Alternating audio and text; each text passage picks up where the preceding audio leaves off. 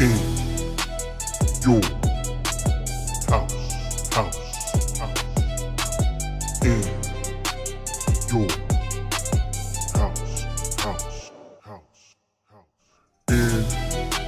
in your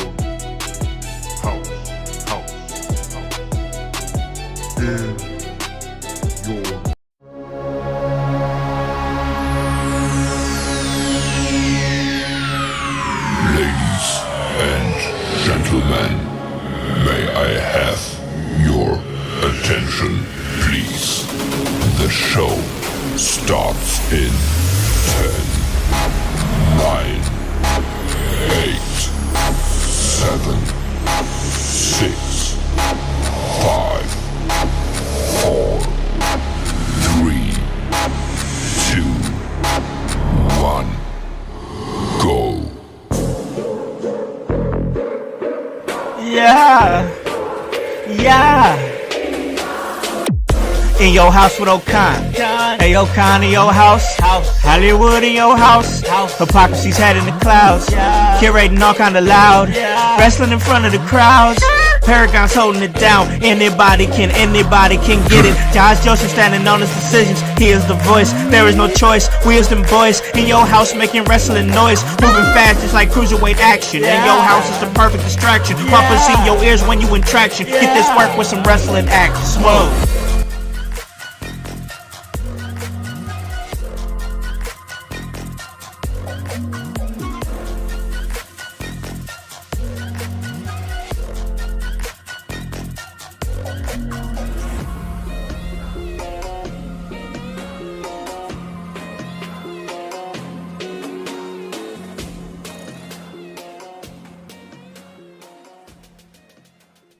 What is up, guys? What is cracking? It's the Con Man, and I am in your house. And you guys already know the vibes. Anytime we slide on through, we're here to give you that work. When it comes to this professional wrestling business, and guys, it is Sunday, and it's not just any Sunday.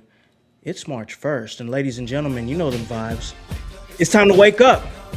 It's time to pay your rent. It's time to vibe. It's the first of the month, baby. Y'all better go on, get up, pay that rent before you get evicted. And then after you're done paying your rent, head on over here to In Your House and enjoy the Sunday house party with your boy Howse and my band of merry men who join me talking wrestling each and every week. And I gotta do my due diligence because we have an elimination chamber to talk about. So before we get to that, let me do that due diligence and bring in and on my guys who join me talking about wrestling every week. Like I said, I just talked to this man on Thursday, and we talked all things dynamite. Yeah, he is the OG of professional wrestling and does his thing over there at Gonzo's Sports Room and Gonzo's Wrestling Room. That is once again OG Tony Gonzalez. What is up, man? Oh, not a whole lot. Hopefully, everybody's having a great day today. I'm feeling pretty good. I'm vibing, man. I'm just over here chilling. You know what I'm saying? Watched some wrestling last night. Made it through the work week. It's the first of the month. The month of the expo, that is. Wink, wink. Put a pin in that one because we're going to get to that. Oh, yeah. And listen, man, I was at work yesterday dealing with a whole lot. And anytime I think when I'm dealing with any kind of chaos, well, there's only one man that I think of. And that's a chaos goblin right there. He does his thing over on Tuesdays. That's Kevin Calloway. What is up, man? Not much. Playing a lot of Resident Evil 9 this last weekend. How is it? Amazing. Oh It might be my favorite Resident Evil since 4. Man, I've seen so many people on my timeline and whatnot posting pictures of that new Resident Evil game, and I haven't got a chance to touch it or anything like that. But I'm just like, man, it's crazy times that we're here in 2026 and Resident Evil is still like a staple in gaming. Yeah, it's kind of nuts. It's true with movies too, though. Like, we're in a generation of sequels, not new IPs, because even when we make new IPs, we compare it to OGs because we've had so much product of everything. So people just continue series. We'll probably end up with the Resident Evil 20 by the end of all this. Oh man! But I know. Yeah, yeah, they'll run out of story at some point, but they'll keep making them because the name value is more important. But yeah. It's a really good game. They've tied it in well so far, and I won't spoil anything. Just get the Okay. game. Okay. He says just get the game. All right, Yeah, man. just All get right. the game. So all right, so I'm chilling. I'm doing my thing. I accidentally started an 82 game NBA 2K season, so now I'm just riding with it now. I'm like I gotta stick. I gotta man. That's the only way I could get through that many games, bro. It's accurate. Just hit that shit and play 5 regular season games in a row. Fuck it. But man, I'm always down in the trenches. I'm there with my teammates, electronically with my teammates in there in the trenches every single week, 4 or 5 times a week. And hey, speaking of my brother, who I'm in the trenches with about 4 or 5 times a week, I got to bring in my producer of the show. On Wednesdays, he's the educator of Extreme. But every day, he's the voice. Josh, Joseph, what is up, man? How goes it, house? How goes it, household? Yes, you chaos goblins, you're seeing him here on a Sunday. And yes, you nurses that got your Sunday off, you're seeing your patient with us on a Sunday. So all things are working well for In Your House. And yes, Squared Circle Expo is coming up quickly, my friends. We will be there. We will have a table with Emerge Wrestling. And we want to see you guys. We want to have some time with you guys. We want to have some fan interactions. Come out. Tell us what you're loving. Tell us what you're not loving. Challenge Kevin to a fight. It's cool. Oh. He might hurt you, but you can challenge him. Choice. He'll be calm for most Certainly of a the choice. day. Oh man. All right, we're already off to a hot start here. We got the voice in the building, man. And listen, fellas, we have got an elimination chamber to talk about. It went down last night in Chicago, Illinois. Once again, that I've gone on the show many a times and have said one of, if not the greatest professional wrestling town in the United States. I still stand on that. But I got to tell you guys, and we're going to get into the show for sure, breaking down the matches and the outcomes or whatever. I got to say, and even my wife was saying it because she'll listen to the show, and she's also been in some Chicago crowds because she's gone to shows with me and whatnot. And even she said this Chicago crowd felt light. They felt like it wasn't the same energy. It wasn't. I'm not sure what the issue was. I'm sure we'll get into it, but Can I speculate? Yeah, for sure. I was literally going to give it off. Speculate. Remember those ticket prices that are going up? Yeah. The kind of crowd that they have now. Ooh. So you don't have the blue collar Chicago wrestling crowd anymore. It's the people that can afford tickets. The influencers, the upper middle class people who are bringing their kids and probably not paying attention to the product themselves. When I went to shows prior to 2020, like when I went to a Monday Night Raw or a Friday Night SmackDown or something, that's what I saw around me was mainly like parents with kids, and the parents don't watch the show, but the kids do, so they brought them and they're not into it, but the kid is like just kind of sometimes you'll see kids in there absolutely amped. Like when I see a kid at a wrestling show and they're like all up into the show, like to a point where you have like a 9-year-old flipping the bird. Like I'm like, damn, that kid is into this. But like a lot of those kids, they don't like get up like that, like they're kids. So they're just kind of taking it in and watching it like they're watching the show. So it's almost like a moot point, honestly. But like you'll see a lot of people sitting on their hands. Like prior to 2020, I saw a lot of people sitting on their hands. It wasn't until I started going to indie wrestling shows that I saw how crazy wrestling fans could actually be. And I equate a lot of that with Chicago. Voice, you're pretty much a Chicago adjacent guy, man. What could you take from the fact that the crowd wasn't that hot? I know Kevin gave his thoughts, but you being pretty much a Chicago guy, what do you think? No, I think Kevin's probably hitting the nail on the head. He's using Occam's razor and he's figuring out things. But I'm going to say it was tax season. People in Chicago love the Elimination Chamber. They love wrestling. They'll fork out, they'll maybe skip on the light bill that month. Go and watch That's fair. Fair. But, honestly, I'm hoping. I am so hoping tomorrow when we go live on Raw and we're watching it, we see Trips come out and he just gives us, I'm sorry I pulled y'all's legs. and we just move on from this Elimination Chamber. I'm sorry. There is a hint of truth of probably what Kevin is saying, and it's a good majority of it. But it's a Chicago crowd. If you're not going to bring some pizzazz, and your biggest swings are Danhausen and Randy Orton winning, and Seth revealing in a spot where I was like, okay, cool. I guess we're gonna keep cruising. Who else could it have been? Yeah, I mean, like you gave the rowdiest crowd, even though it is the crowd has shifted in Chicago. It costs a little more to go see WWE live. There's still that lifeblood there. There's still those diehard Bears fans. There's still those diehard Chicago fans. And when you just go out there and you say, here you guys go, it's a safe lunch. You're going to get all your nutritions and everything you love. Chicago rejects that as quickly as anybody else. And it does not take many minutes in a Chicago crowd to realize they don't like what they're seeing. I have been in a Chicago crowd where they booed a small child for accepting something from Cody Rhodes at an AEW event because Cody was leaving. They shamed that little boy. He was crying. Even his dad was crying because an entire crowd was ready to beat their asses if they didn't give back that belt. There is something. I keep going back to what Kevin said because that makes the most sense, Kevin. Like, you hit it on the head there.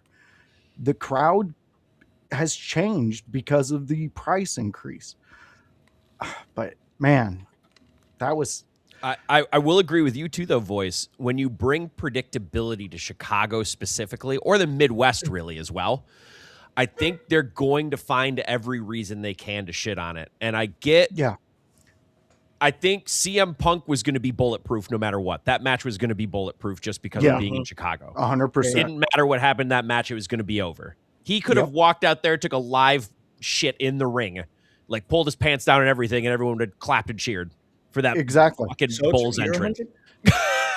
Which we'll get into 100%. Later. But I can't dispute that. But the rest of the card, I was kind of looking at it because I'm taking some notes here for when we get to dissecting other matches just to keep my thoughts together. And I'm realizing in every match we put over faces, there was no heels that went over. Yeah. And if you have no heels that go over, you can only get so high off of each face. Yeah, it's true. You never have to come down. Wow.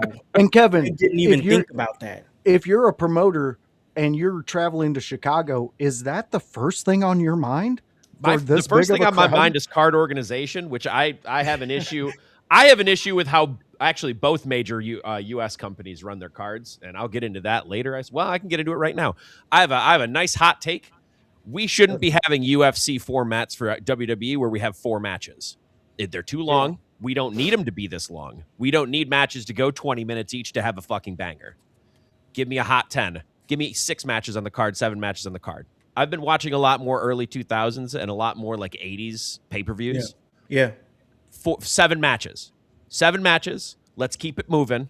Let's have some shorter matches. Let's have some quick, exciting matches that can end in 10 minutes.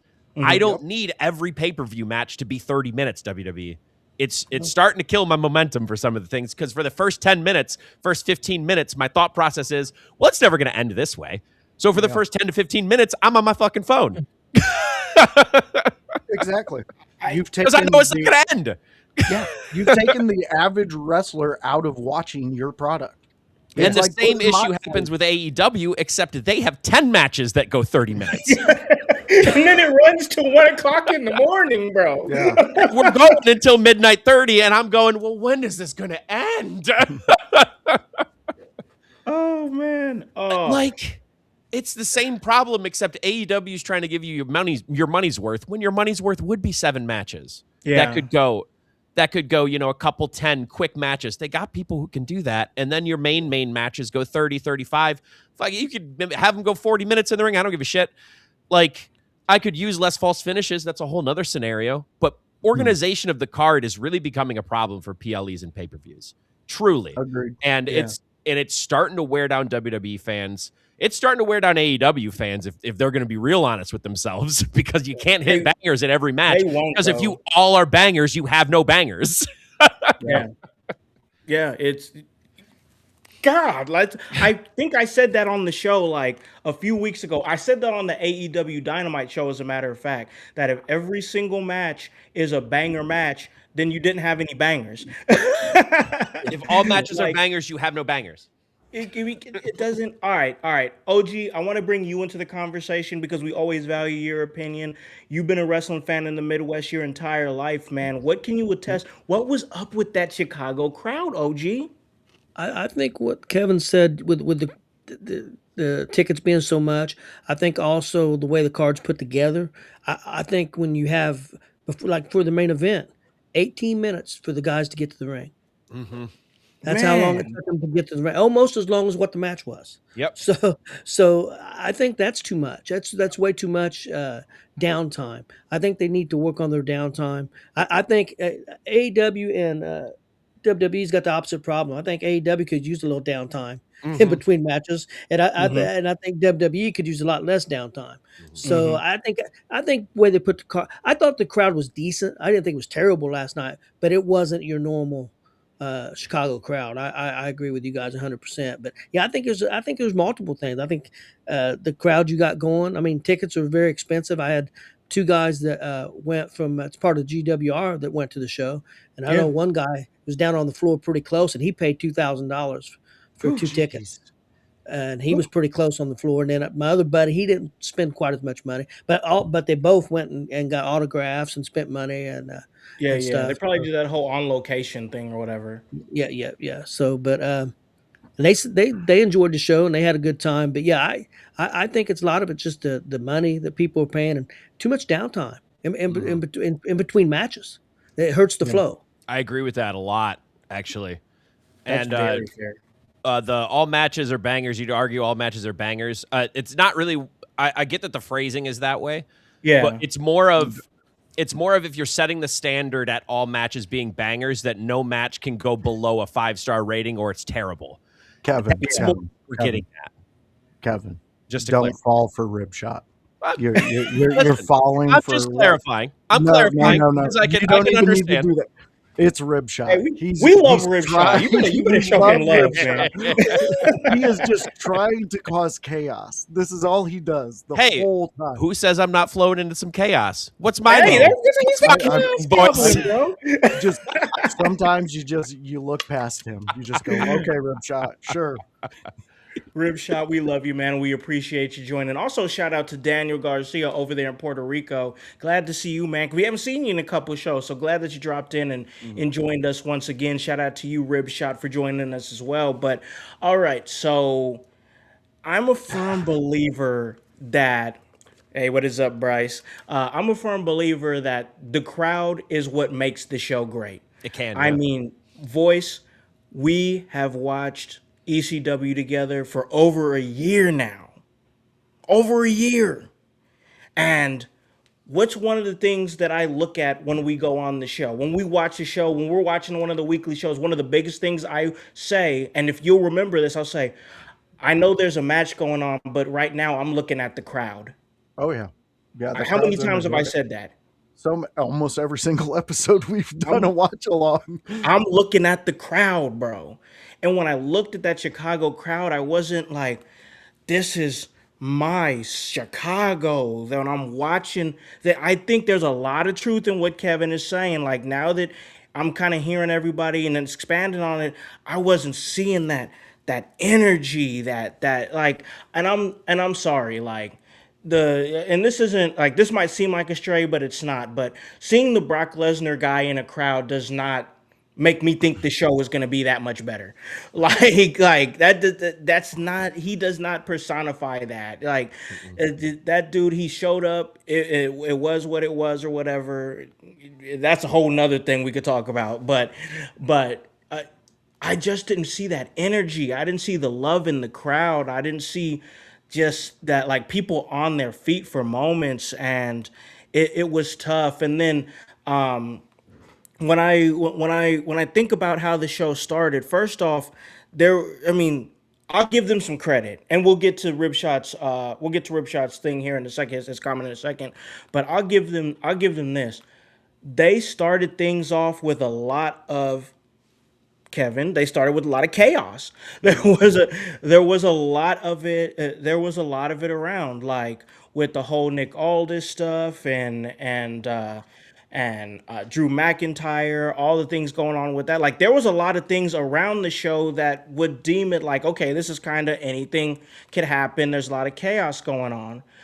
But one thing that I noticed that really stuck out to me, and I even said it, and I wanted to make sure I said it on here, Jade Cargill. Jade Cargill was there at the Elimination Chamber.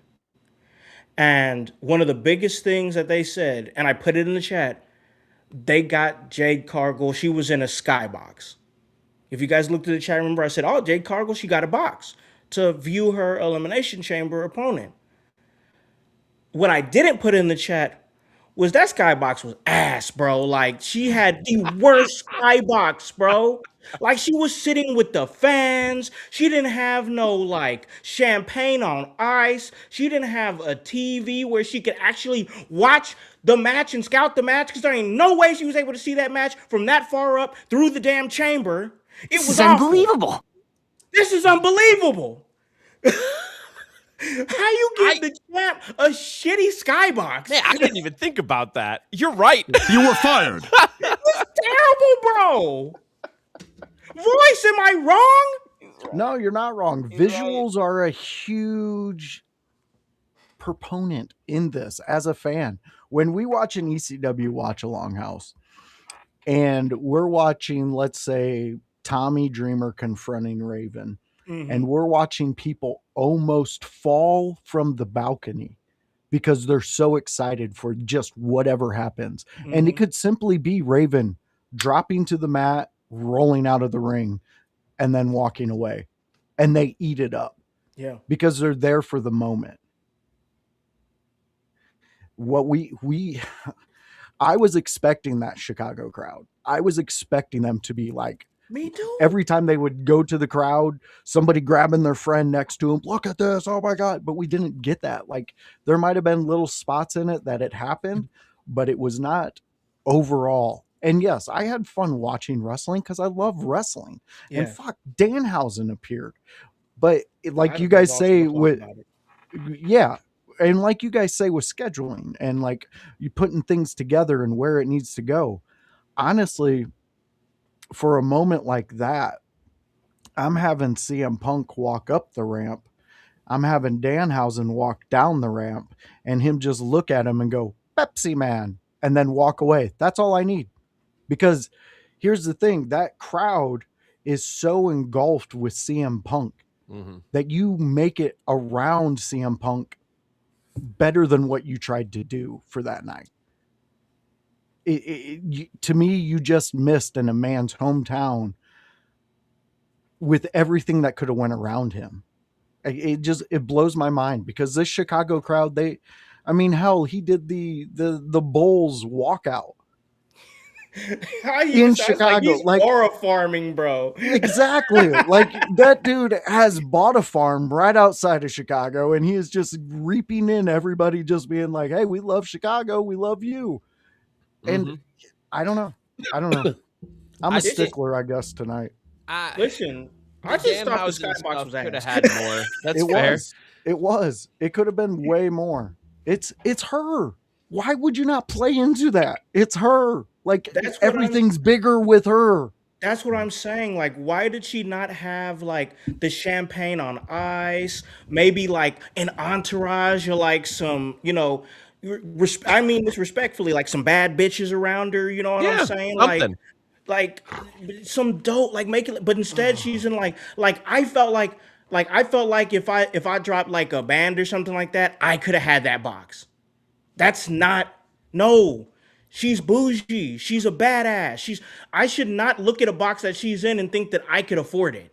Even if that's going to be the box, at least, man, they had so many people in security uniforms late in that show. Make one of them her butler, just for the night. Yeah, and every time they're panning over to Jade, they're bringing over another glass of champagne. Yeah, he's bringing anything. Just And then when they're one off little camera, she didn't small even need to tie. drink the champagne. She could throw it away. Who cares? Who Like, this is a work. cares? Right? And honestly, if we're One gonna swing small like that, touch. just one because touch. they're associated with one company, she could have invited Danhausen up there because there's a connection. There is a connection. I just don't know if you want Danhausen with Jade as the connection.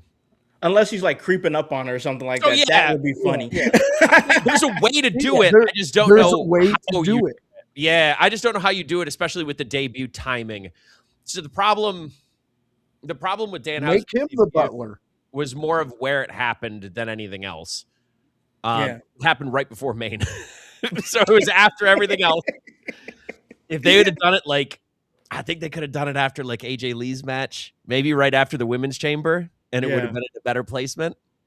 It was right before the main even event. then, like, I see why they placed it where they did, because it was after the Punk match going into the chamber. So you have something in between to kind of like ebb and flow and do different timings, like OG Tony was talking about earlier. Yeah. But man, with so few matches on the card, where do you put something like that? And I don't think there's a good place. Yeah. Well, you subtract about 10 minutes out of the bullshit that you're trying to do. You subtract about your way. you subtract about 38 minutes out of all the entrances, and you make another match, and then you do something else. See, I was trying to get Seriously. minimums, but I'm there with you, No, Kevin. 38. Get him to the ring Give quicker. it. God damn it. Yeah, let's go. The problem is, Bryce, the problem is nothing. It's Nothing. not, he's not doing anything at Mania. He's not going to do anything at Mania. He's going to do All right, product placement at Mania. He's gonna do That's product it. placement. And he's great at That's it. probably it. And he's super good at it. And he's going to be a merchandising and product placing machine for them. He's really good at it. I've seen him do it on his own without a company backing and special effects. So I guarantee you he's going to do that well. But as far as Mania, like, and a Mania leading up to surprise kind of reveal, I think that's why people ended up turning on it. The time, man, and we'll get to it. We'll get to that, though. We're going all over the place. Let's do the chamber. Let's jump right into it. All right, so let's go ahead and get into the first Elimination Chamber match, which was the Women's Elimination Chamber match. Of course, we know what happened. We all know it. If you watch it, if you're here watching with us and checking us out, you probably already know. Rhea Ripley won the chamber. But I will say this. I enjoyed the performance of Raquel Rodriguez a whole lot. A whole lot. I think she raised her stock coming out of the Elimination Chamber. Honestly, I think Kiana James, her momentum, she was playing with house money as it is. She was playing with house money as it is. So anything could have happened, and she's still going to come out with, on the other side positive and on the green side. So just good outing from her, good outing from Raquel Rodriguez. All in all, I thought it was a pretty decent match, but I want to bring this out here, and then you guys can give your thoughts on the match as well. But just something that really just bothered me, and it was like the time clock, and I complained about it at Royal Rumble too. And I think we talked about it post Royal Rumble, that it felt like the time clock between entries was really fast. Like really fast. And there was like, you had guys like Brock Lesnar getting eliminated during Jey Uso's entrance. Even like the Brock Lesnar Obafemi like face-to-face confrontation got breaking up because, 3, 2, 1, 0. So everybody's taking their attention from what's going on in the ring to what's going on the ramp, So, and I felt like it was the same thing with this Elimination Chamber. I just feel like things didn't get a chance to breathe like that. Like before we know it, there's 5 competitors in the ring. And, I might be crazy, but I just don't feel like back in the day or years ago, it was that fast. So, Voice, what do you think, man? What do you think of the Elimination Chamber itself, the Women's Elimination Chamber? And what's your thoughts on the minute marker of the time clock? Because this is something that I've noticed, and I don't know why it's like bothering me so much. Maybe because it feels like things aren't having a chance to breathe. But yeah, it's just a thing that's just really on my mind. Well, Howse, let me Dr. Phil you for a second. It's because you become more mature and you know what's about to happen. So you're missing some of the things that are the illusion of childhood fantasy when it comes to wrestling. Yeah, I understand what you're saying, but if you go back and you look at some things, Dr. Brock Phil me. called, yeah, Brock called to be eliminated in the Rumble. There's Yeah. a video that's been floating around where Brock leans over to whoever tossed him out and he's like, It was I'm Rhodes. done. I'm done. Yeah, he's like, throw me out. Did he I get think blown Brock up or what? I think he went out there a little too ambitious, and the It could be that. body. It could also be he saw Jey Uso yeeting down to the ring, and he's like, I don't want anything to do with this He's run like, back. fuck this shit. That could be too. That could be too. Because I could see Brock pulling that card too, where he's like, is he actually going to do all of this shit? Just get me out of here. Just get me the hell out of here. So I mean, and like Bryce is saying, if that's I good. heard Uso's music, I would jump out too. I would just be like, I'm fucking done with this shit. This is going to be 25 minutes of the whole thing. But I don't know, man. We're still in this weird thing of what we expect and what they do. And this whole buzzer thing going off, I do think it's distracting, but I think somebody's not doing their job properly. Like, why are you not focused? Okay, so Jay's going to do his thing in the crowd. Okay, so let's focus in on what's happening at the Royal Rumble. He'll make his way down here. He's going to kiss babies. He's going to high fives. He's going to do that. And that's the same thing with the Elimination Chamber. Like, there needs to be more. I remember how they used to go widescreen with the old, like when Elimination Chamber was newer, they would go widescreen and then you would watch the lights as a viewer and then boom, it would hit and then they would zoom into that person. Yeah. To me, that takes a little out of it too, because with the way they do it kind of now is all over. It's almost like gonzo fucking film school, to where you're like, some guy's in the control room. He's like, give me that one, give me that one, give me that one. Like, dude, okay, lines are cool, but that's for after the show when we do a good job. We don't do them during. Only winners get lines of coke after. Yes. Thank you, Kevin. That is exactly what's going to be on my tombstone. I love that. But you see what I'm saying? How it's like where it's getting too much like sporadic. I don't know. Maybe that's the way we're viewing things now. I mean, mostly everything's viewed through a 4-second clip. Yeah. And then you form an opinion out of a 4-second clip. Bizarre to me, but I think I'm hitting on something. I don't know. Maybe I'm too far. I actually noticed that the other day, Voice. We're getting used to having less camera cuts these days because Kevin Dunn isn't with the company anymore. That is true. Again, and he was in huge watching on some of the camera old cuts. pay-per-views, those camera cuts were fucking egregious. They were all over the place. And I know Kevin Dunn did a good job with a lot of other things. But as far as how many goddamn smash cuts there are in every match to a different perspective, to a different thing, it's very jarring. We got that Kevin Dunn level in the last couple of weeks. Yeah, we have. And it's a lot of camera cuts. And I do think it takes you out a bit. And the multi-view of it, because that's really what the problem was, I think, for this Elimination Chamber. We used to have the Wile E. Coyote cam over it, where we'd have like a nameplate here, a nameplate there, and then the lights would go. And I thought that one shot with the wide one shot was really good. I agree. And I thought that was really good. Now we have a multi-view where we have 5 screens on one screen. And it's like, that's a lot of shit. I can't keep track of all of it. Can I ask you real quick? Does it like throw your guys' visuals off when they do the isolated, like if someone's cutting a promo or they're just looking at the camera, all the background's fuzzy, but that person is crystal focused. Have you guys seen? Yeah. Have you guys noticed this? Yeah, I've noticed when they do that. I've noticed they're doing it during entrances too. Yeah, it throw like visually as a consumer of this project, it is throwing me off when I see it. I'm so used to it from soccer, I haven't even registered it. Ah, okay. I'm used to it from film. I mean that's what they're movies too. That's what they're trying to make it across. Is like it's film with the whole. Like I get what you're saying, Voice. Don't get me wrong. Like I hear what you're saying. No, I get it. I'm just like I'm the old man on the porch. I don't like it. That's I fair. know, I I get don't it. like it. And I think it's jarring for a sports presentation to an extent, because like in football we don't really get that. In baseball, it's everything is crystal clear. There isn't a focus on just the player, right? Yeah. And they're going for a movie presentation for the show, which I mean that's a whole other conversation of what they're going for as opposed to what they've had in the past.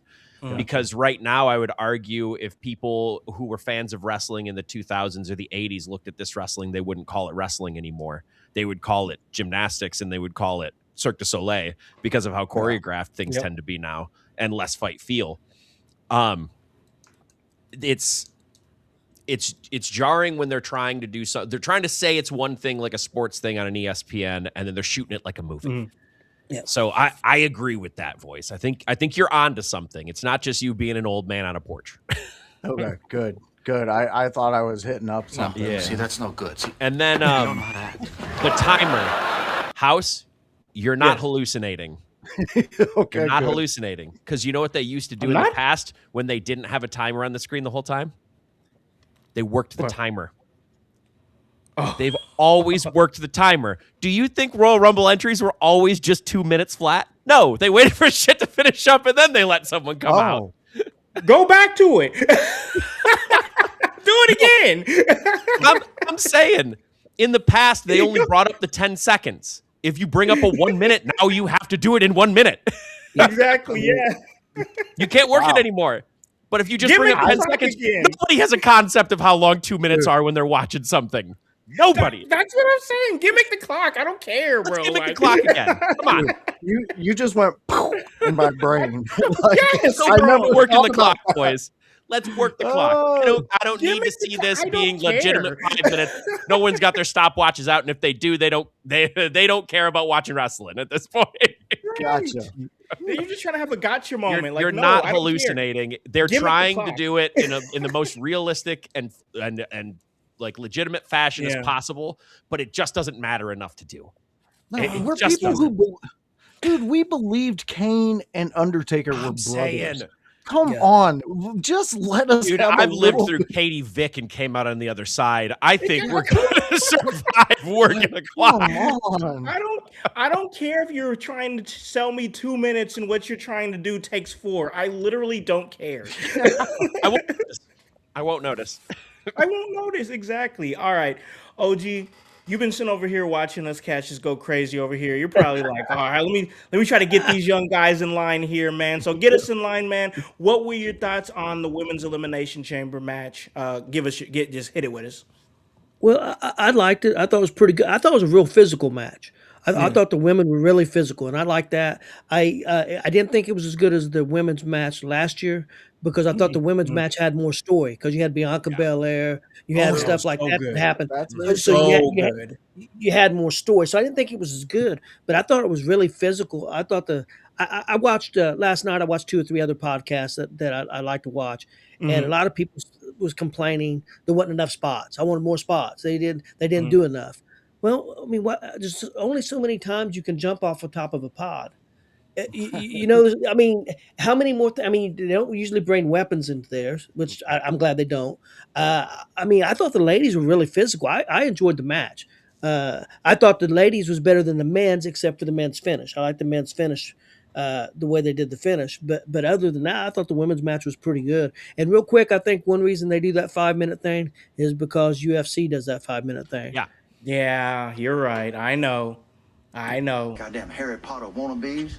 I'm saying, like, come on, man. Like, just gimmick the clock. I literally don't care. Like, I don't care. I don't know how else to say it. I do agree that UFC is the reason they do it and why they're doing the.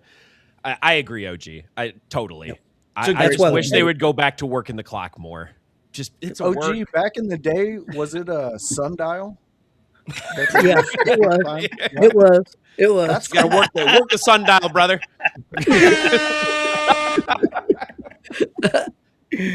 Oh man, I love it. All right, Kevin, give it to us, man. Your thoughts. Break down this women's elimination chamber match in the way only you can. So this was said earlier, but I'll reiterate. I thought Raquel came out of this looking like $1 million.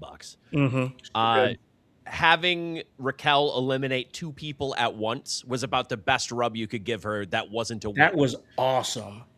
And I think that the power slam through the chamber, I think, was one of the more impressive chamber spots I've ever seen. In the sense of like keeping people safe while also doing it. Yeah. And I thought that was really cool and unique. Kiana's presentation in it was great too, in the sense that she just got to go out there and go. I agree. It felt like a fight and they were physical.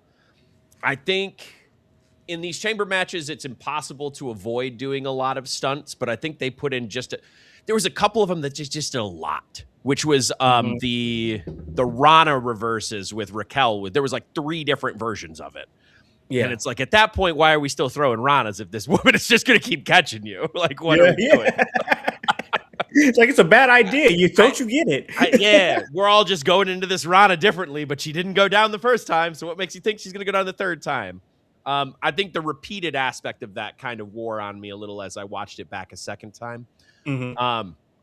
And there was a lot of repetition in some of the spots that were done. But I mean, I don't want more spots because of that. I think quite a bit of it felt like a fight, and we want that fight out of it. Because if we don't have a fight, then we don't have wrestling, realistically. Like, we don't have something that we actually would call wrestling if we don't have some kind of, issue or some kind of roughness to it. And I'll get to that more when we get to the AJ Lee Becky match and CM Punk and Balor, because I think both of those had more of that aspect in a sense that they didn't feel as choreographed. For different reasons in both matches. But in this match, for chambers, you probably want more spots called. Not in general like they had. Because I, of course, disagree with the podcasts that you listen to as well, OG. They didn't need more spots. They don't need more spots. Absolutely not. You do more spots, you're risking more injury for not any payout. It's just not why. My big question coming onto these chambers now is, what's the plan for Alexa and what's the plan for Tiffany? Especially Tiffany, because I can see a path for Alexa with Charlotte. Yeah. I don't see a lot of path for Tiffany. I just don't see where they're going to go with her. And I'm not saying she had a bad chamber. I think she had a good showing, starting and then being the last person eliminated.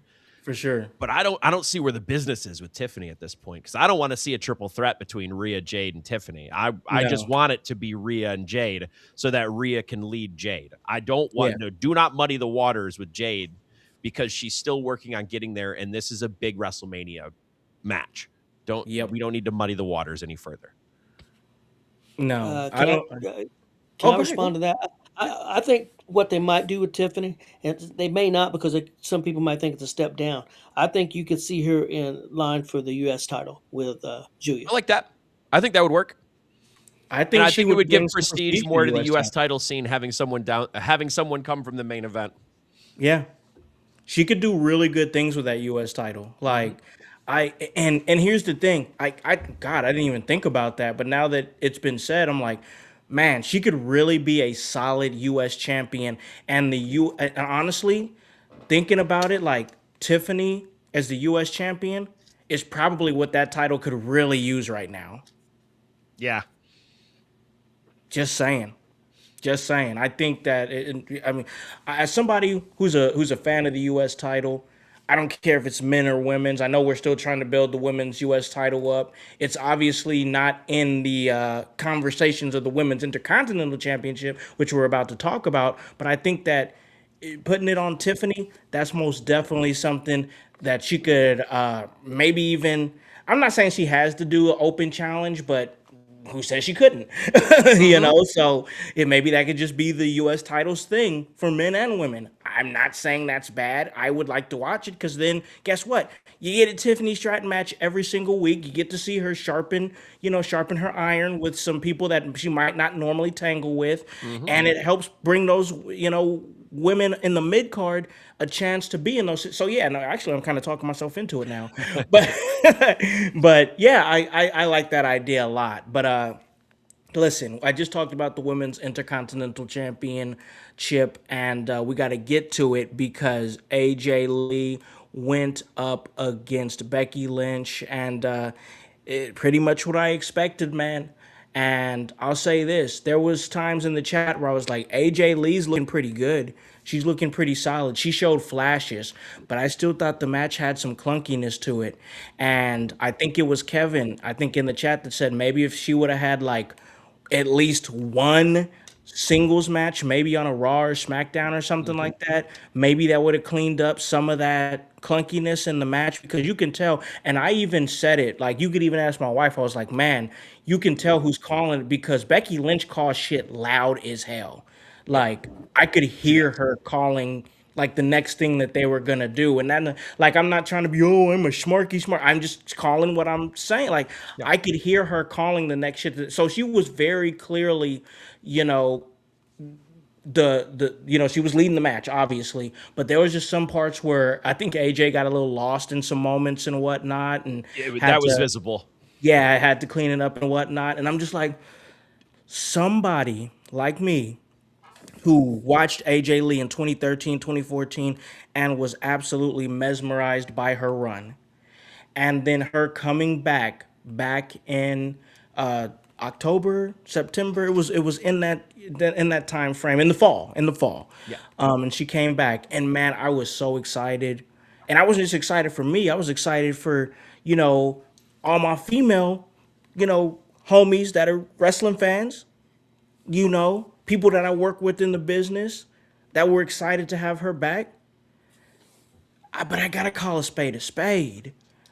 The return has been lackluster. Now, I understand there's like maybe like that maybe there were some appearances that she couldn't make, or maybe she had other stuff. I don't know, because I don't follow AJ's social media like that. So maybe it was just availability. There was some kind of book tour thing. There might have been a book thing. That sounds about right.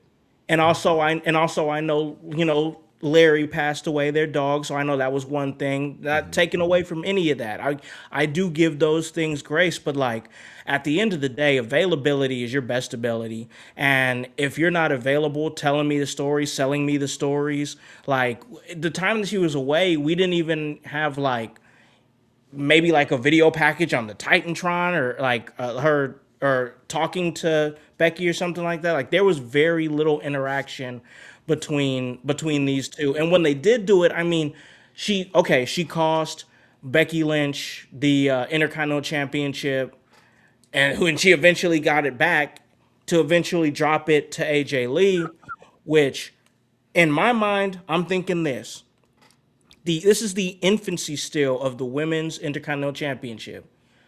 To have names like Becky Lynch and AJ Lee tied to it, in the grand scheme of things, 10 years from now, when we're able to say AJ Lee was a Women's Intercontinental Champion, that does help the prestige of the title.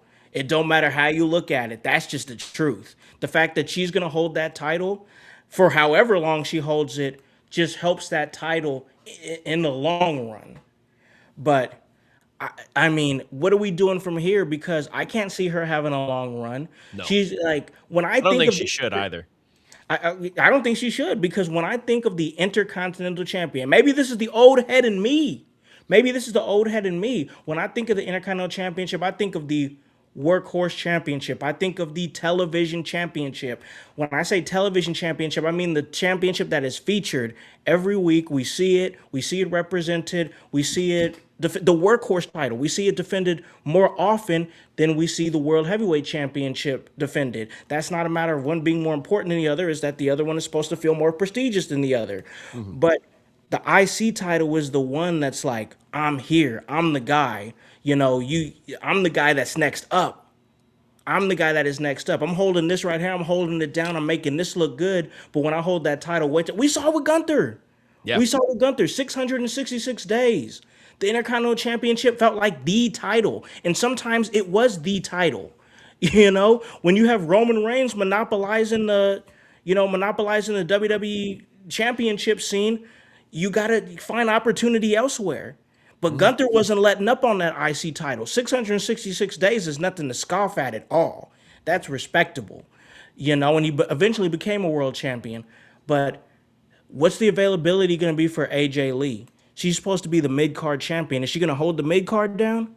Once again, I understand the moment. I get the moment. But we messed up with the moment with Jey Uso, and the follow up wasn't great. We had the moment with John Cena, and the follow up wasn't great. All I'm saying is we're putting the title on her for the moment. What's the follow up? Question marks. That's all I'm saying. Voice, where are you at? AJ Lee, Becky Lynch, title changes hands. Good moment for Chicago, but what do you think? That's what it was. A good moment for Chicago. They played it safe. They wanted to appease Chicago.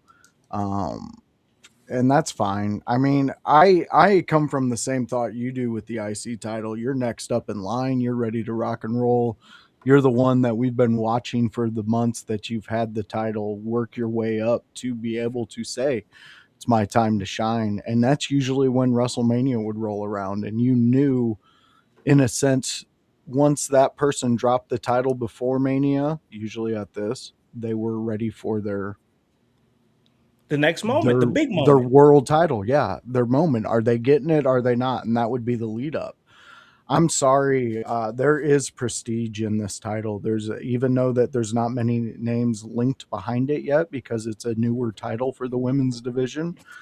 It's one of the titles that you want to see elevate the next up in line. And from this win, dude, I'm gonna have to say that it's not being seen that way. I mean, you have the CM Punk posing with it as a bra.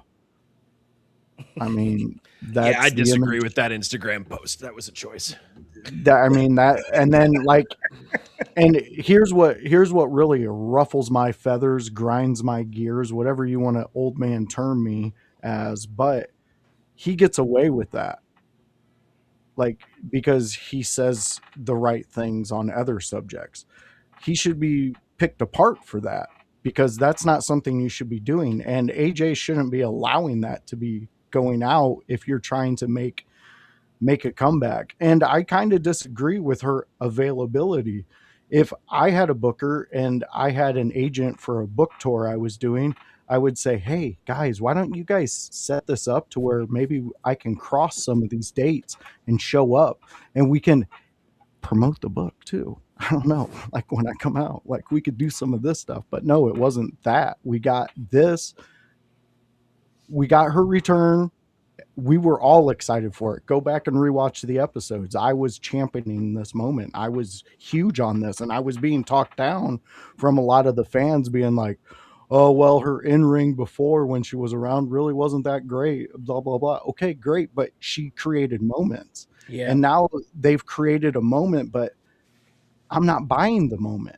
I want to buy the moment where AJ Lee understands that it's a whole different field of WWE that she's involved in, and that she can actually take what she's created back in the past. Even though there was a bunch of bullshit that was happening, she still created this universe that people grew to and went to. Yep, me I too. want her to flourish that. And I'll be eating my words if they do that right after this step. I'll be the one standing up and clapping and being all about it. But I do not have confidence in the people that are running WWE. And I'm not talking specifically Trips, because Trips is just the guy that gets the message from the top and goes, hey guys, so we're doing this. And then that's what gets done. So Trips is a middleman. Now, he's no Vince. Vince was the top guy. Who's going to tell Vince what to do? And the jabronis out there who thought Vince was coming through that box, oh my God, God bless you guys. What? You guys are the What? Dude, I had people speculating Shane McMahon, here comes the money out of the box. And it's like, what are we talking about here? Dude, it was going to be a McMahon family reunion. People were like, it was top third of who was going to come through that box. But anyways, let me get back on track. We're getting to a point that I want these moments, but when you give them to me in this realm, in this idea that you're doing, I don't want it. I send it back and I say, no, thank you. I'm good. But that's me, man. I might be in a league of my own. No, bro. I think, like I said, once again, I love AJ Lee, bro. Like, come on. Like, He's energy. I love her work. Like, when I was watching her, like, it was inspiring what she was doing in that women's division back in the early 2010s. It really was. I was like, man, she's about to make a way. And eventually a way was made. And it's a beautiful way that's made. I just want to see her place be solidified where it needs to be at, you know? And it seems like the only way that could happen if she's in the mix, like, okay, like, I get it. I just feel, I think my biggest thing is I don't feel like her influence is making waves like I feel like it should, because she's not there. Like, I want to see Yeah. her. I want to see her be around these younger talents. I want to see her, like even if it's part of Unreal, having her conversations with Roxanne Perez, having conversations with Sol Ruka. Like, I just don't feel like I'm seeing enough of that influence. Just like, hey, here I am doing my program. Hey, peace out. All right, I'm out of here. I got to go promote my book. And that's cool, but like, I don't have to buy that. You know what I'm saying? Like, you can, that's what you can give us, but I don't have to buy that. So that's just where I'm at with it. OG, I'm going to get to you, then we're going to get to Big Kev here. The match, what did you think? AJ Lee, Intercontinental Champion, where you at? I was pretty surprised. I thought it was a decent match. I thought this was definitely a match that would have helped from cutting 5 minutes off of it, because I think that caused some of the clunkiness. So why do a 20-minute match for somebody that's not done a 20-minute match for a long time? The last match he Yeah. did was a tag team match. Mhm. So I think that was a mistake on their part. But I thought AJ did pretty well for the most part, and some of the stuff when it looks clunky, or sometimes I think that helps make it where it's not choreographed, makes it look more Yeah. like a fight. Sure. You know, Mentioned a that when fight. I was writing things down too. I agree, yes, OG. so at times it did kind of look like a fight, and I like that. Yeah. So I thought it was pretty good, and even my friend Marcus. I started calling Marcus Miller. I had a kid who used to wrestle for me. Marcus Fine. He called me Marcus right after Fine. the match, and he hates AJ Lee. He never liked AG, and he called me. He said she really did well. He was impressed with her performance, but he does not like AJ Lee at all. You mention AJ Lee, and what you hear is yuck come from his from his mouth. He doesn't like her, but he was impressed with her performance. So I thought it was a decent match. I think AJ is going to have the title for 7 weeks, and she's going to lose it at WrestleMania to somebody. Maybe Becky. Maybe it's going to be a multi-person match. Yeah, I'd Maybe like to see a multi-lady ladder match. Maybe it could be Roxanne Perez, because there's a story there between them two. Yeah. So maybe it could be something like that. I don't know, but I don't know exactly where they're going with that. But I think she's going to have the belt for 7 weeks. And I think that we got sold a bill of goods that she was a full-time wrestler. I don't think she is a full-time wrestler. I think she's part-time. I think that was reported, and I think we got sold a bill of goods. Whoever said that she was a full-time wrestler, I don't think she was ever going to be a full-time wrestler. That's just my opinion. Yeah, for sure. And I remember that time because all they said was she signed a contract. They did not specify anything about the confines of that contract. They just showed a video of her backstage at Triple H, and she signed a contract. There was no terms that were released. So that opens up speculation. Because if you're signing a contract, I'm just assuming, unless you're telling me it is a part-time contract, that you're available for a good number of weeks. You know what I'm saying? Sorry I pulled y'all's legs. That's what happened. Yep. All right, that's exactly what happened. All right, so that's what I think about it. But all right, Kev, we're gonna get to you. You heard a lot of thoughts here as far as AJ Lee, and man, I know it probably feels like for you out there in the household that this is the AJ Lee hate train. It ain't the AJ Lee not. hate train. It's It's not. really not. It's the I want to see you more, and I want to see you build chemistry within this division. That's what that is, Kevin. What do you think, man? The match, AJ Lee, IC champion. Before I get to like 2 specific things that I really didn't like with the finish of this match, I want to present something else with AJ Lee's return.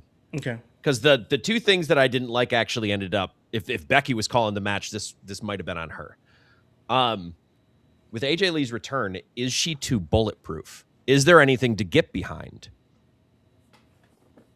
She's won everything. Yeah. She hasn't faced any difficulties. None As at a all. baby face, if you don't face difficulties, how can we get behind you? You're Superman. It's the same problem we had with Cena. Yeah. for so many years.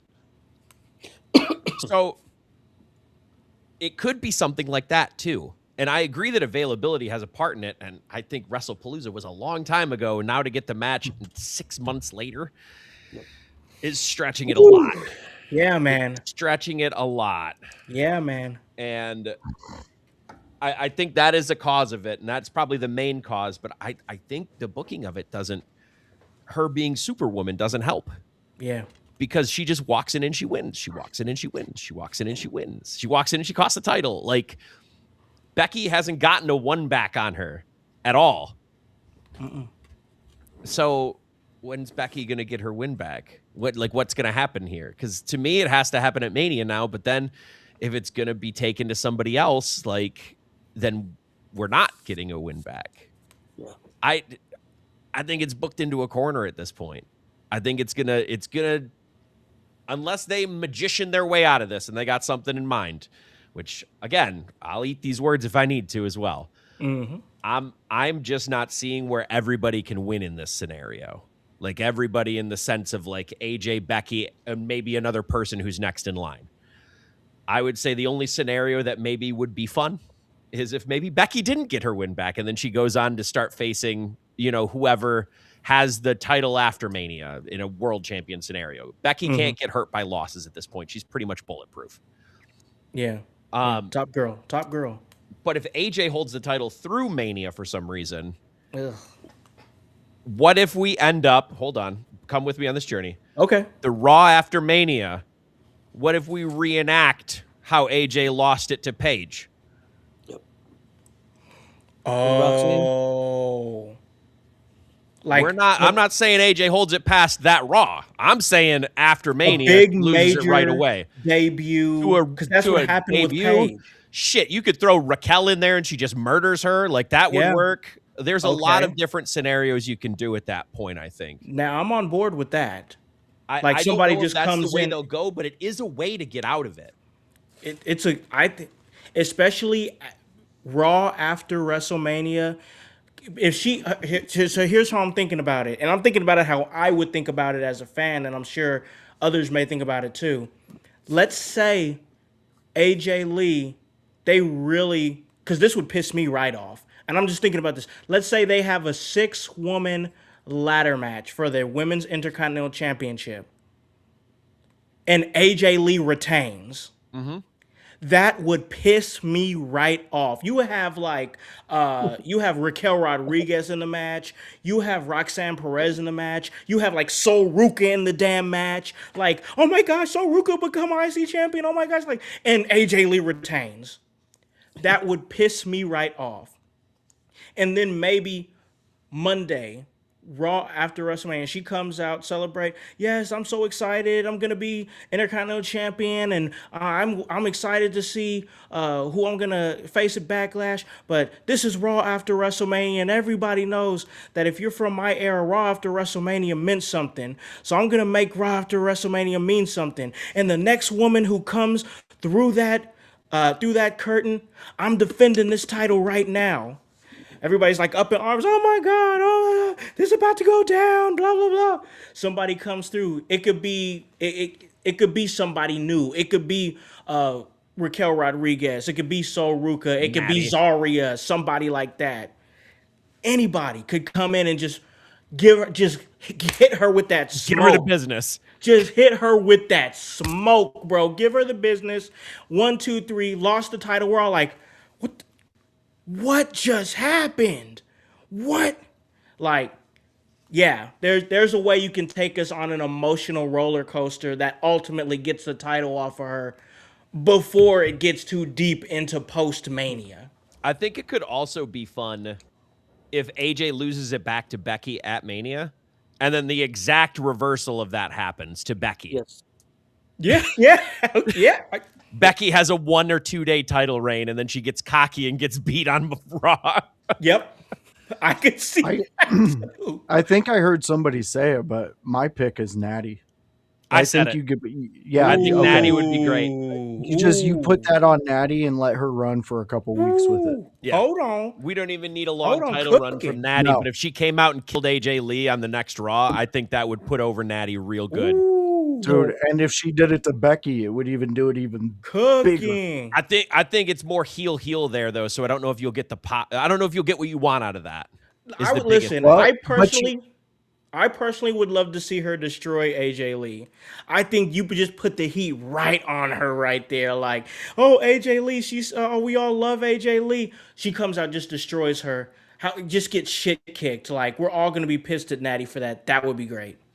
But I see where you're coming from though, Voice, because Becky's a larger dragon to slay. Oh in the yeah. sense of get a lot of legitimacy by killing Becky. Oh yeah. And plus with Natty's what she's forming again for herself, into the point where she's just this destructive force. I think she could play in that moment. If it's AJ, she comes out, she looks like the villain, the badass that she is. If she does it to Becky, she looks that way in the same sense, but she can play it off as, I don't give a shit about storylines. I'm coming to beat your ass. And you can get away with that with these two women in that scenario because they're so well put together to handle that situation. That's where my head is with That's that. fair. Fighting's brother. I'm sorry, Fighting's brother. She can carry the ball, brother. Oh, she can carry the ball. She can carry the ball, brother. I'm sorry. Go ahead, Kev. Yeah, no problem. I was going to answer that too at some point. Just to hit these before, I know we got to hit that commercial break because I know we've been hitting that chat. The finish for me for Becky and AJ. Sure. I don't really care about some clunkiness here or there. I don't have an issue with that. That's just going to happen in the spur of the moment when you're making a fight. I'm gonna forgive any of that. However, the buckle spot where they took the buckle off, exposed turnbuckle, and then they kicked the ref into it, and then the ref is invulnerable to the buckle. We have now killed the top turnbuckle from being effective for the remainder of the match. I watched Orton lose an entire King of the Ring to somebody because he ran into the buckle wrong. But apparently Jessica Carr is goddamn Superwoman. Yeah, well, she is. She had a lot invested in this storyline. But God forbid she gets kicked by Becky. Yeah. Because apparently that's more effective than steel. Yeah, that's the man's foot holding the woman down. Okay, Kevin. So that was my biggest problem with the match structure and finish. Now that we've gotten this there, please don't kill the top turnbuckle if you're going to use it. Especially if it's going to be into the finish of the last part of the match. Yeah. I know. Earl would have sold that for 30 minutes. One or the other. You could have kicked her into that top turnbuckle and then done the exact same shit that you did without having the kick, and we were good. Yeah. All right. Second one. And this might be more personal preference than anything else, but I'll old man yell at cloud anyway. Ref was down now. They got a chair out. Becky DDT'd her on the chair. Woke the ref up. Picked her dead body up. And gave her the manhandle slam. Then she kicked out. So we have effectively kicked out of a DDT on a chair and your finish. Yep. They don't matter now. How about just the DDT on the chair? How about just the DDT on the chair? If she would have kicked out of it, it would have still been impressive. It would have still worked. We didn't need the other. We didn't need to kill your finish with the other thing. Maybe that's personal preference. Maybe we're in a different age and they've left me behind. But I think a DDT on a chair should be a good enough false finish. I was gonna say that's impressive kick. That's an impressive kick out on its own. And also, to me, if you're gonna pick someone up and do something else, now it isn't the chair that cost you because they think you would have kicked out of that. If you're picking them up and doing something else, they didn't believe that they finished the job by cheating. Yep. I don't know what else to say. I don't know what else to say. Those are my two issues. It was mostly with the false finish and not even like the finish of the match. But how they got there with everything, I don't know. Both of those were the turnbuckle especially was egregious to me.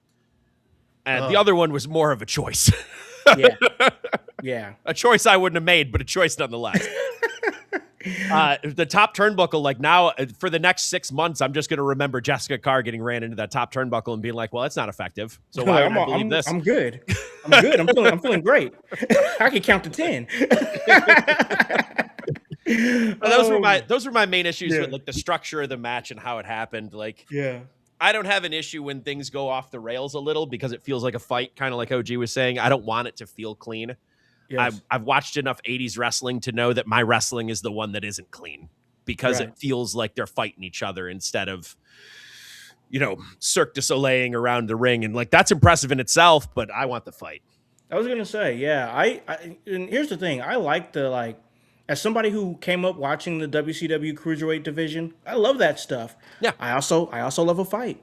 So yeah, I enjoy different flavors of my wrestling, and I think a lot of the panel here does too as well. So all right, guys, let's go ahead and jump to that commercial break because hey, we gotta jump right into it. All right, because we still got another half of the Elimination Chamber to talk about. We have got CM Punk and Finn Balor. We have got the men's Elimination Chamber match. We also have the debut of Danhausen. Yo, they booed that man out of the building, but still, I think that this is going to be great for the company. I think it's going to be great for Danhausen. We'll talk about that and so much more on the other side of this break. Hello everyone, it's the Pope Elijah Burke, founder and president of the Love Alive charity. I wanted to take this brief moment to share with you my charity's continued humanitarian efforts to positively impact the impoverished communities in and around the greater Jacksonville area. This cannot be possible without your support. If you'd be so kind, please take a moment to visit our website, love-alive.org, to learn more about the charity and its mission. Also, feel free to donate to our 501c3 organization that operates off of the donation of the public, which is you. Whether that be by website or via Cash App, $1 help makes a difference in the lives of others as we continue to positively influence many people by being the change that we wish to see in the world.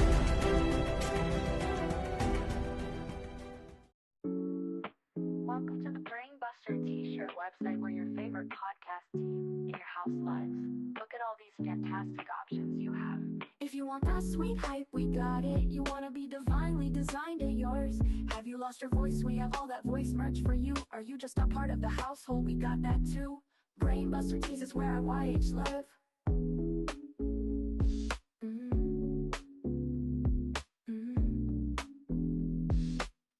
Brainbuster Tees is where YH live.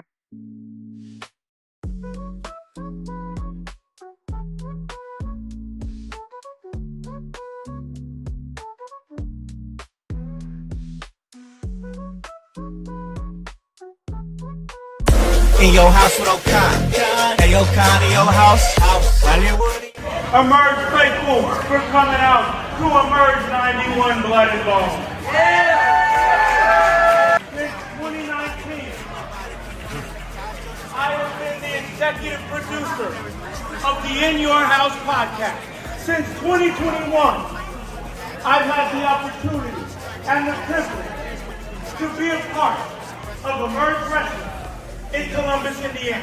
The honor and the privilege to tell all of you, right here in the middle of this ring, that Emerge Wrestling, in collaboration with the In Your House Network, will be at the Squared Circle Expo this March in Indianapolis. Indianapolis, Emerge Wrestling in your house. We'll see you in March. Hey, O'Con, in your house. Hollywood, in your house. Hey guys, it's the executive producer of the In Your House podcast, Alakon the Con Man House, here to tell you on this commercial break to like and subscribe to In Your House on YouTube. Follow us on Facebook at the In Your House Wrestling Podcast. Subscribe on Twitch at Team IYH. And remember to follow us on Apple Podcasts and Spotify. And leave a review and 5-star rating. We thank you for your continued support. It all helps for us to stay charted and continue to give you that work. Hey guys, welcome back to In Your House. This is the Sunday house party, and I'm just kicking it, chilling, talking some wrestling with my guys over here, the Chaos Goblin, Kevin Calloway, the OG of professional wrestling, Tony Gonzalez, the voice, Josh Joseph, and man, I got to tell you, I've been rocking and rolling lately, y'all. Like, I have been getting my workouts in. I've been doing my thing, staying consistent with it. I'm approaching on, and in a few weeks, I've been consistently weekly going to the gym for a full year of consistency. So I'm proud of myself for that. I'm patting myself on the back for that. And I don't think I'd be able to do it if it wasn't for Goalie Nutrition. A lot of help from Goalie Gummies, whether it be the apple cider vinegar gummies, the matcha mind gummies. Get that focus locked in. I took a couple before this podcast because I know we had to lock in and have some serious conversations because nobody talks wrestling at a higher level than In Your House. And you can get your wellness journey going too. All you got to do is go to goalie.com and we can help you out. Put in promo code IYH, get 10% off, get that wellness journey going, and let them know In Your House sent you. And check out everything we're doing on Facebook Live, on YouTube, on X, on Twitch, and then, of course, on the podcast version, on demand, Apple Podcasts and Spotify. And we thank you guys out there in the household for putting In Your House back on the American charts. We topped out at 150 this past week, so we appreciate y'all. Top 150 podcasts on Apple Podcasts in the United States of America.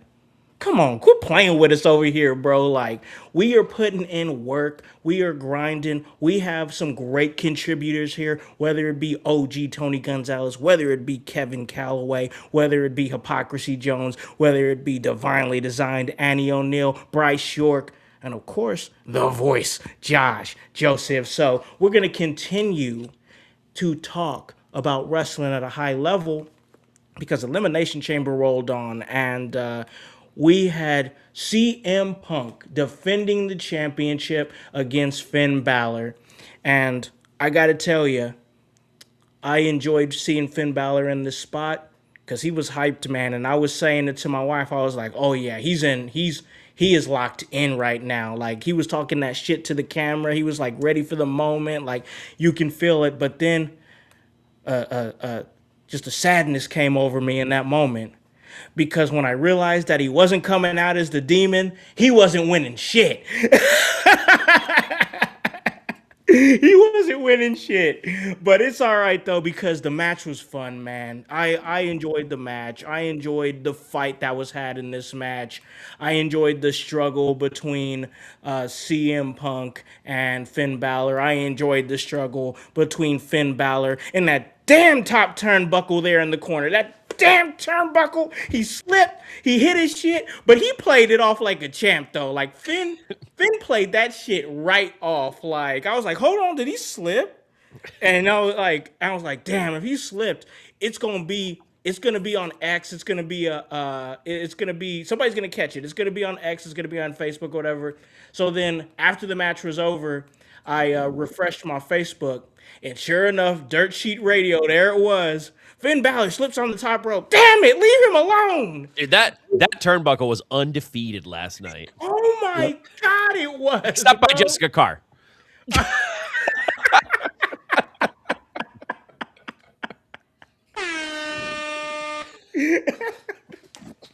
Oh man, I love it. All right, but I enjoyed the match.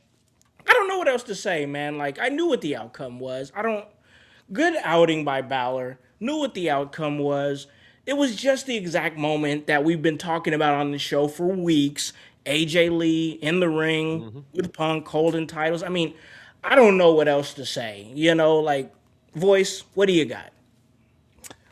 I mean, it was a good match, and we got to see Finn Balor do exactly what Finn Balor does: amazing work in the ring, and how he could connect with whoever is in the ring with him and make a 4 to 5-star match. He's great. I love him, and we talked about personal opinions on these. Personally, this is where I would have had Seth come out. I would have had him interject himself in this moment because that's what I want. I mean, it's a selfish thing. I thought that would be more impactful than what we got. I understand we got a Seth come back and all that, but at the end of the day, that's where I would have put it for me. I just, those three together, I like. I want to see it. I want to see. It's almost like an evolution of guys I really enjoyed watching in the ring from the past 15 years, 20 years, you know. I would love to see that under the Vegas lights, the promos being cut up to it, the energy built around a triple threat magnitude. And you would have to put Roman in there It would because have I to be a think, fatal 4-way. yeah, so it would Yeah. have to be your fatal four. So you get your fatal four that we've been talking about at a Mania, and I would have loved it. That's what I would have wanted, but great match. You're not gonna unless you come out as the demon or God himself, you're not beating CM Punk in Chicago in you know, it's just not happening. Yeah. I'm unconvinced that if you come out as God himself, that you'd still go over CM Punk. Dude, you know what, Kevin? I'm there with you, but I'm trying to keep, all the fan base, But yes, I agree with you on that 100%. But I mean, it was a big match. They did what they were supposed to do. If you're a CM Punk fan or a Finn Balor fan, you should have been at least excited about the moment that they created. And Finn's only proving that It's coming. he's either needs to be in that main event spot, or B, are you giving us another main event Jey Uso moment, but using Finn Balor? Like, come on, we got to move on this. I think listening to Balor in the last few weeks, and if you remember, it was just a little after Mania, voice. If you remember, I was saying at last year's Mania, that is, I was saying you got to watch out for Finn Balor. Oh You yeah, got to watch out for Finn Balor. You remember those conversations? I Because 100% do. This is when Dom was really, pushed real hard. Liv was getting pushed real hard, and Finn was kind of still doing the tag team stuff with JD. Yep. It was kind of like at the early stages of doing the tag team stuff with JD, and I was like, man, when's Finn gonna have his moment? When's Finn gonna be that guy? And I was just thinking something was coming. I do think this for sure, and then I'm gonna give it to OG, get his thoughts on the match. I am confident in saying that I think that sometime in 2026, Finn Balor is going to touch World Heavyweight Championship gold. I hope so. I think he will.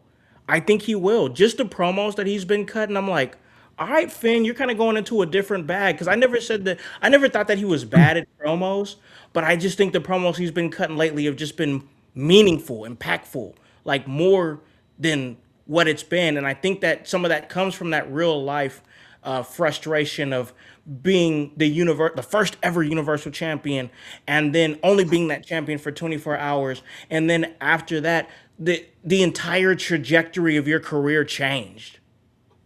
Like, I don't care who you are. Like, there's like big what ifs. Like when I think Finn Balor, I almost think like, yo, what if Grant Hill didn't deal with all those injuries?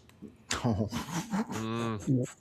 What if Penny Hardaway didn't have all those injuries? What if Brandon Roy didn't kill What his if Brandon Roy didn't have?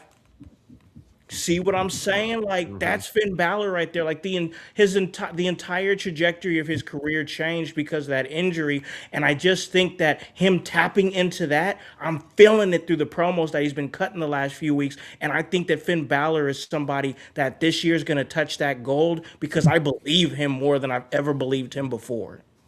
Man, yeah, dude, that what if game's a powerful game.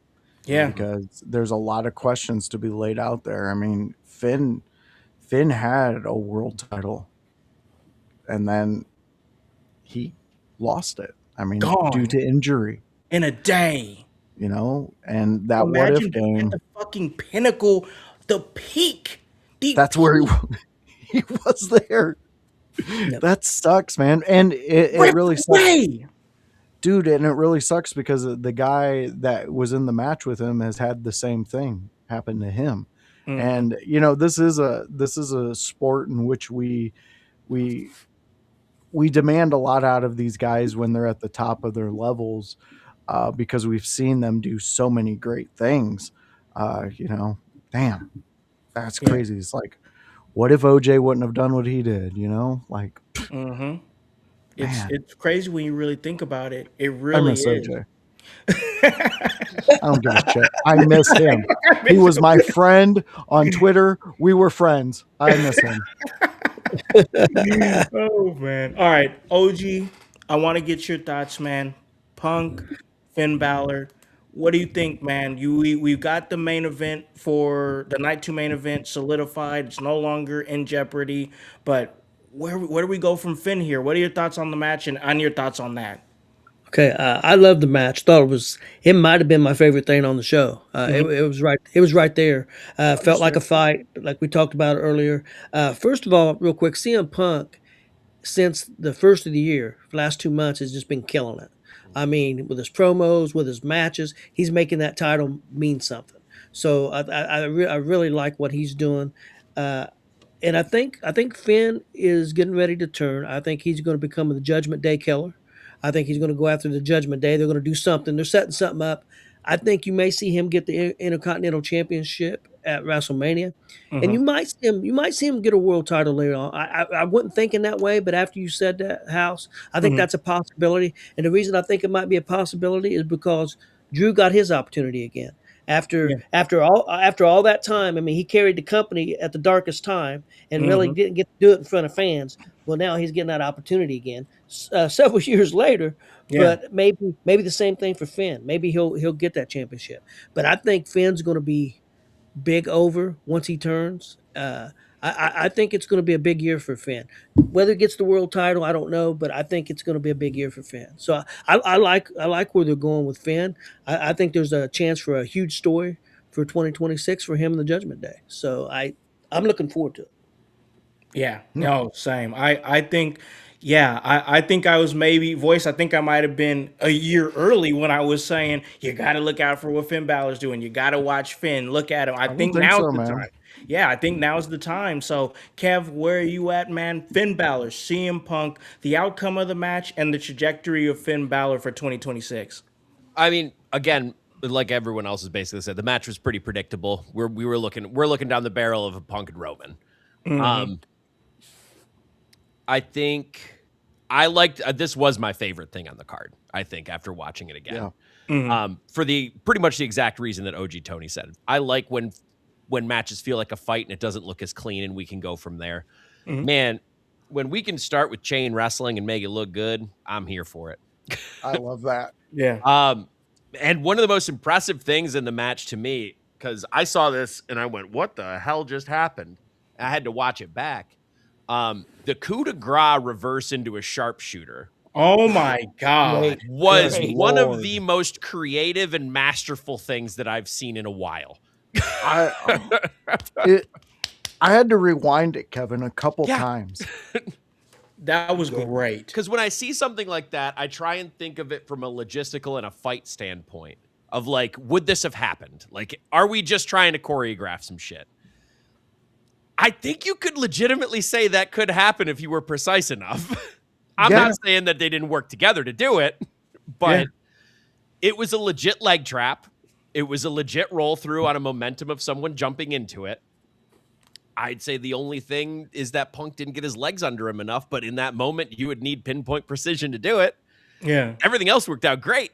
Yeah, I loved the counter. That was, I watched it back a few times. I'm like, wow, how did that was think a of highlight this? for me. How did we think of this? That man watched Bret Hart and Mr. Perfect back from SummerSlam and went, man, I can do it from the top.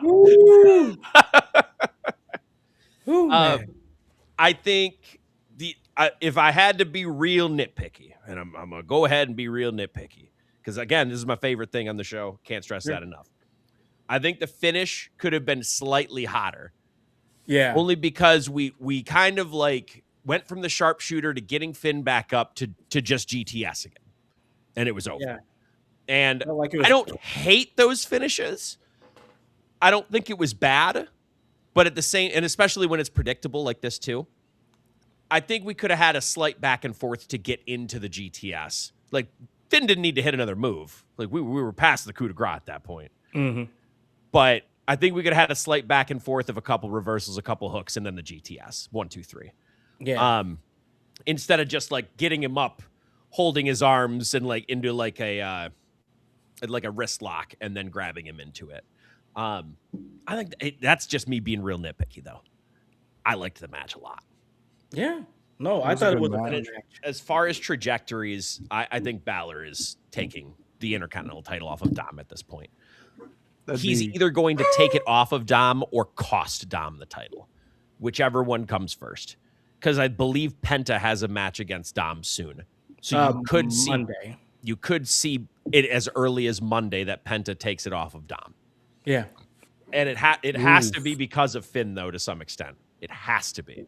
So you're saying that there is a chance, whatever the percentage it is, we could get Finn versus Penta at Mania for the IC I think we title? would get Finn versus Dom versus Penta at Mania. Oh, well, slap me in the face and spit in my mouth. That's amazing. I love that. I'm here for it. Yeah, and I think I would love whatever that. small the percentage. In fact, I think there's a scenario where you could add JD into that to make the whole Judgment Day implode. Jesus. Fucking give me the cigarette I just finished. Man, that I would love that. That Kevin, God damn, your brain is brilliant. I love it. I Try love to it, think man. through scenarios. Good stuff, man.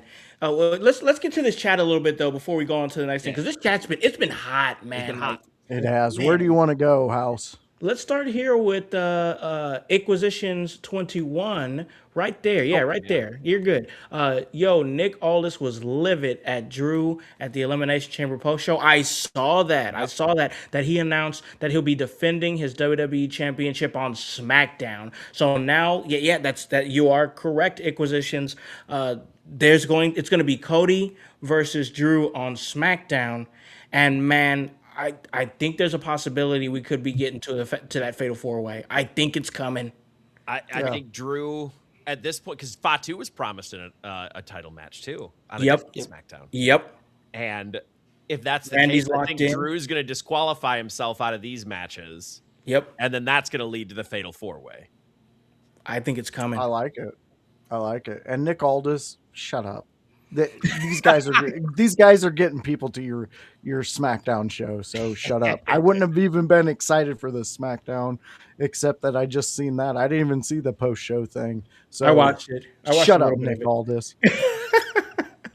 Let's continue. We got Daniel Garcia saying sharpshooter spot, making Brett and Owen proud. 100% on that one. That was That was absolute fire. And then Daniel Garcia also says Finn has a smirk, which indicates he is plotting something. Yeah. Hey, who knows? I mean, it's exactly what Kevin was saying. Or actually, no, I think it was OG that was saying that he could be the Judgment Day killer. Yep. And that's most definitely a possibility. So yeah, I think that there's a lot of different ways that you can go with Finn. Finn is doing some great work right now, and I hope they continue that. Fatu and a no holds barred 4-way. Yeah, I mean, if it's a triple threat or if it's a fatal 4-way, it's no DQ anyway. So you can call it whatever you want to call it. So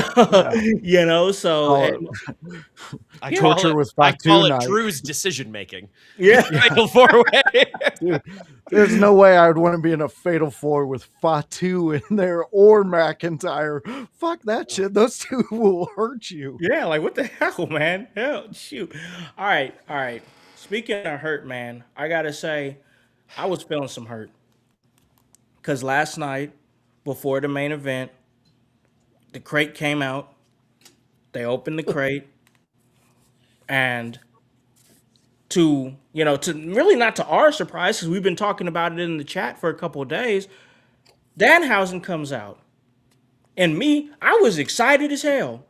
I was so happy to see Danhausen. I know Voice has championed him on this show, wanting him on WWE. We've talked about it at length. This guy could be the future of that comedy spot. The Boogeyman, Crash Holly, R-Truth, that spot where, you're doing the fun, the funny stuff. It's fun, keeps it entertaining, keeps things light. He's going to be perfect for this. It sucked because the debut, and I like how they did it. Like the girl housings, I thought that was fun. All choreographed by his wife, by the way. Which is that's what I was going to say. That's what it reminded me of. Thank you, Kevin. Thank you for validating that in my head. And his wife was the first one out. Yep. His wife was there too. See, I love it. This is why Danhausen needs to be in a promotion like this. It was amazing. Like, he comes with the jar of teeth, gives it to Cole. Like, I loved it. Loved it. I don't care. Like, we're going to talk about it, but you can't talk me out of the fact that I enjoyed this. Who else was going to be in that damn crate? Danhausen. And I don't even disagree with Bryce here. The time of the year was more the problem than anything else when it comes to it. Yeah. No, that's true. That's true. I agree with that. Right there, Halloween Havoc. Man, yeah. I love Danhausen. I've ridden in some cars with Danhausen. I've been on shows with Danhausen. One of the son of a gun. Nicest guys. One of the nicest guys. So creative. Yeah. And like he was the first to, not the first to tell me, but like one of the first people to like look, be in a car with me and like solidify like, hey, like you don't have to do shit in the ring to be entertaining. You just have to believe it and do it. Like you don't have to do a bunch of shit. Like just get your character over. And then I watched one of his matches. I'm like, fuck, he's right. He's so good, man. Like he is so creative. The way his brain works, like to see him in this spot is just absolutely amazing. And I'm excited to see what he's going to do.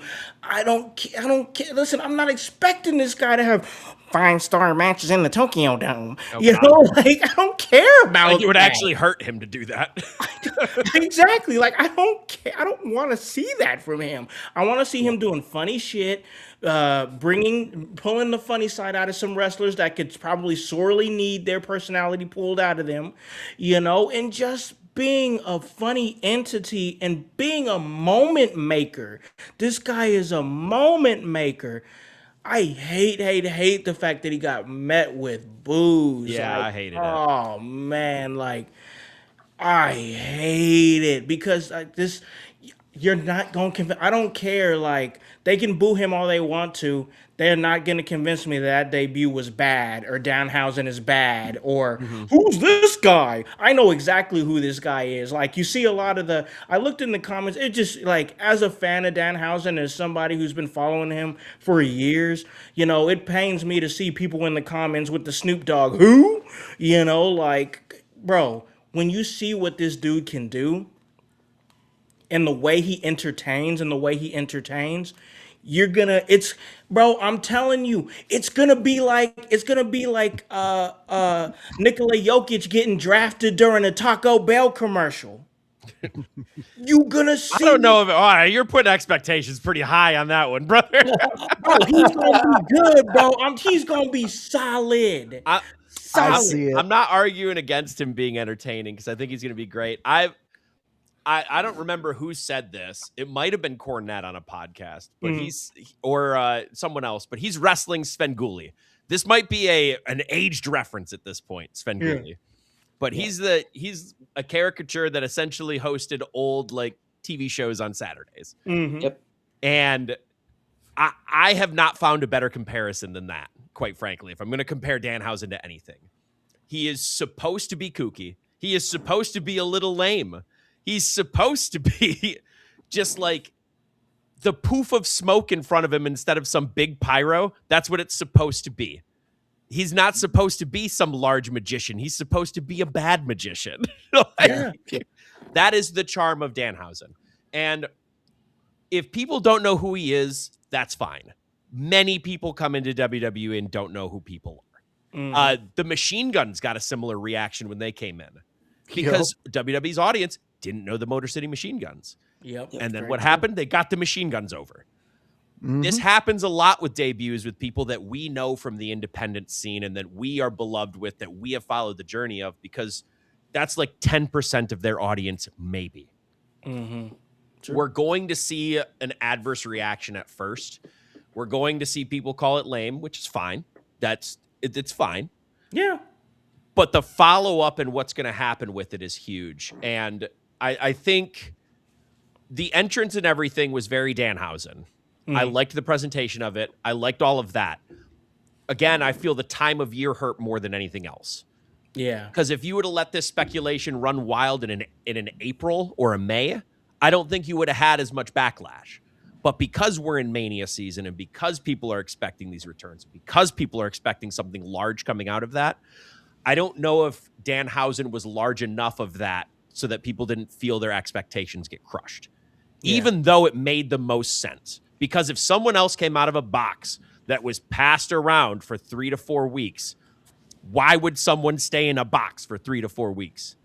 Yep. That was a normal person. Because no Danhausen isn't a normal person. Yep. So that's my general thoughts on it. And man, I can't wait to see Danhausen in WWE, though. I can't wait to see what they do.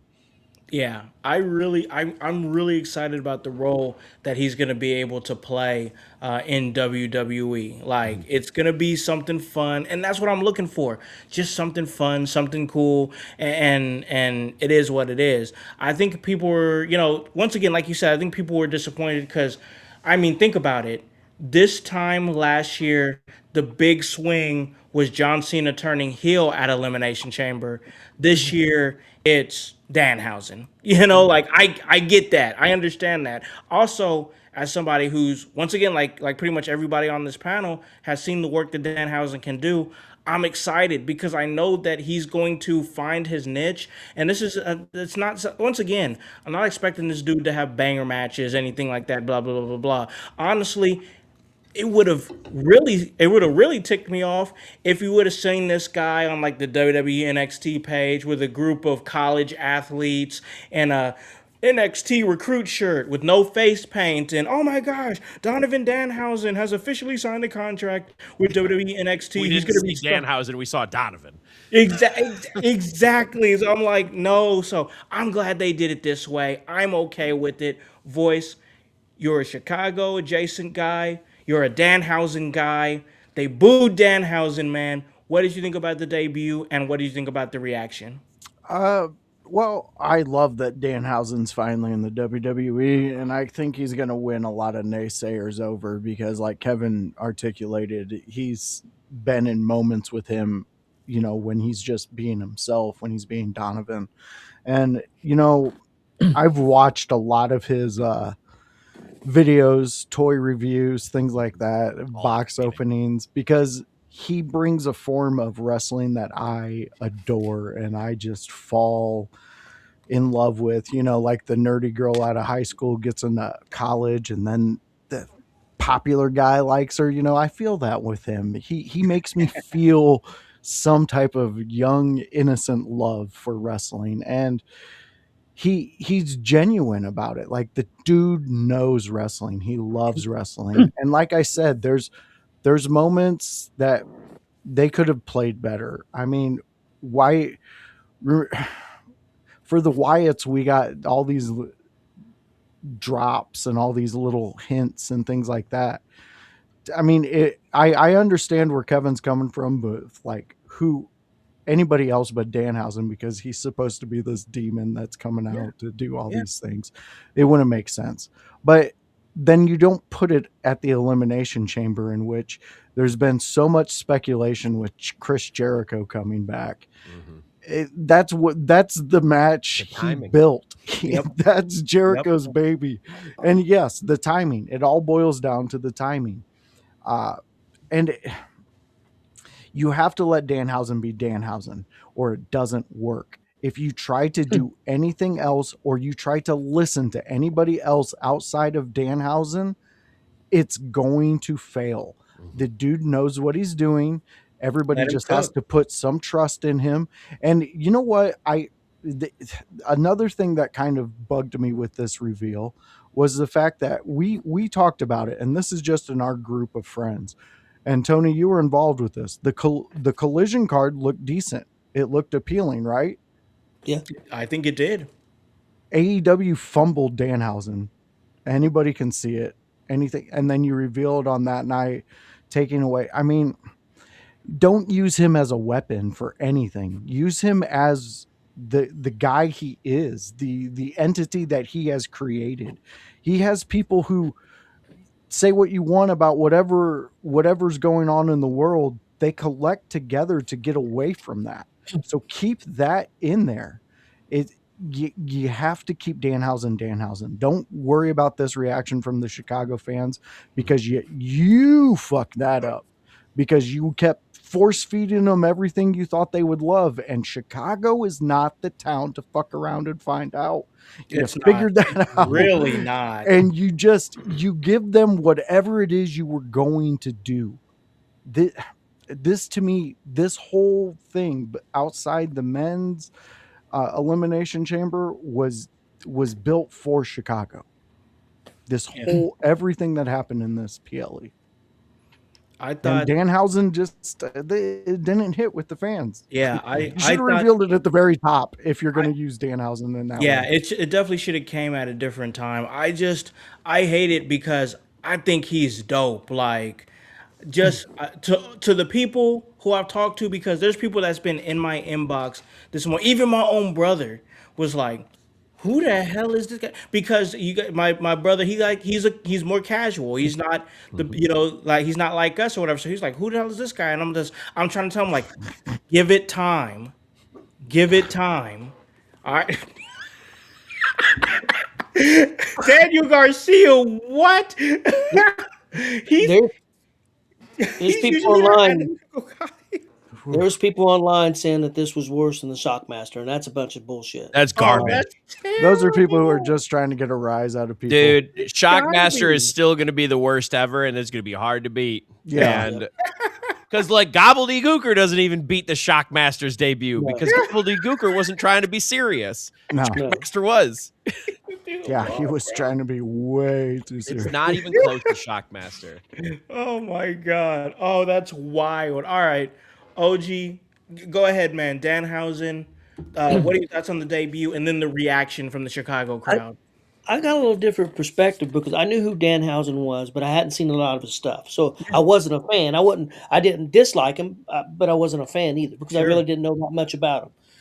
I loved the way they did the way they did it. I loved him coming out the coffin. I liked the ladies, the dancers, or whatever you want to call them. I thought it was bad. I thought it was very well done. I really did. I think it was done at the wrong time. And I know you guys talked about maybe if you could have did it in October, but that really just wasn't an option.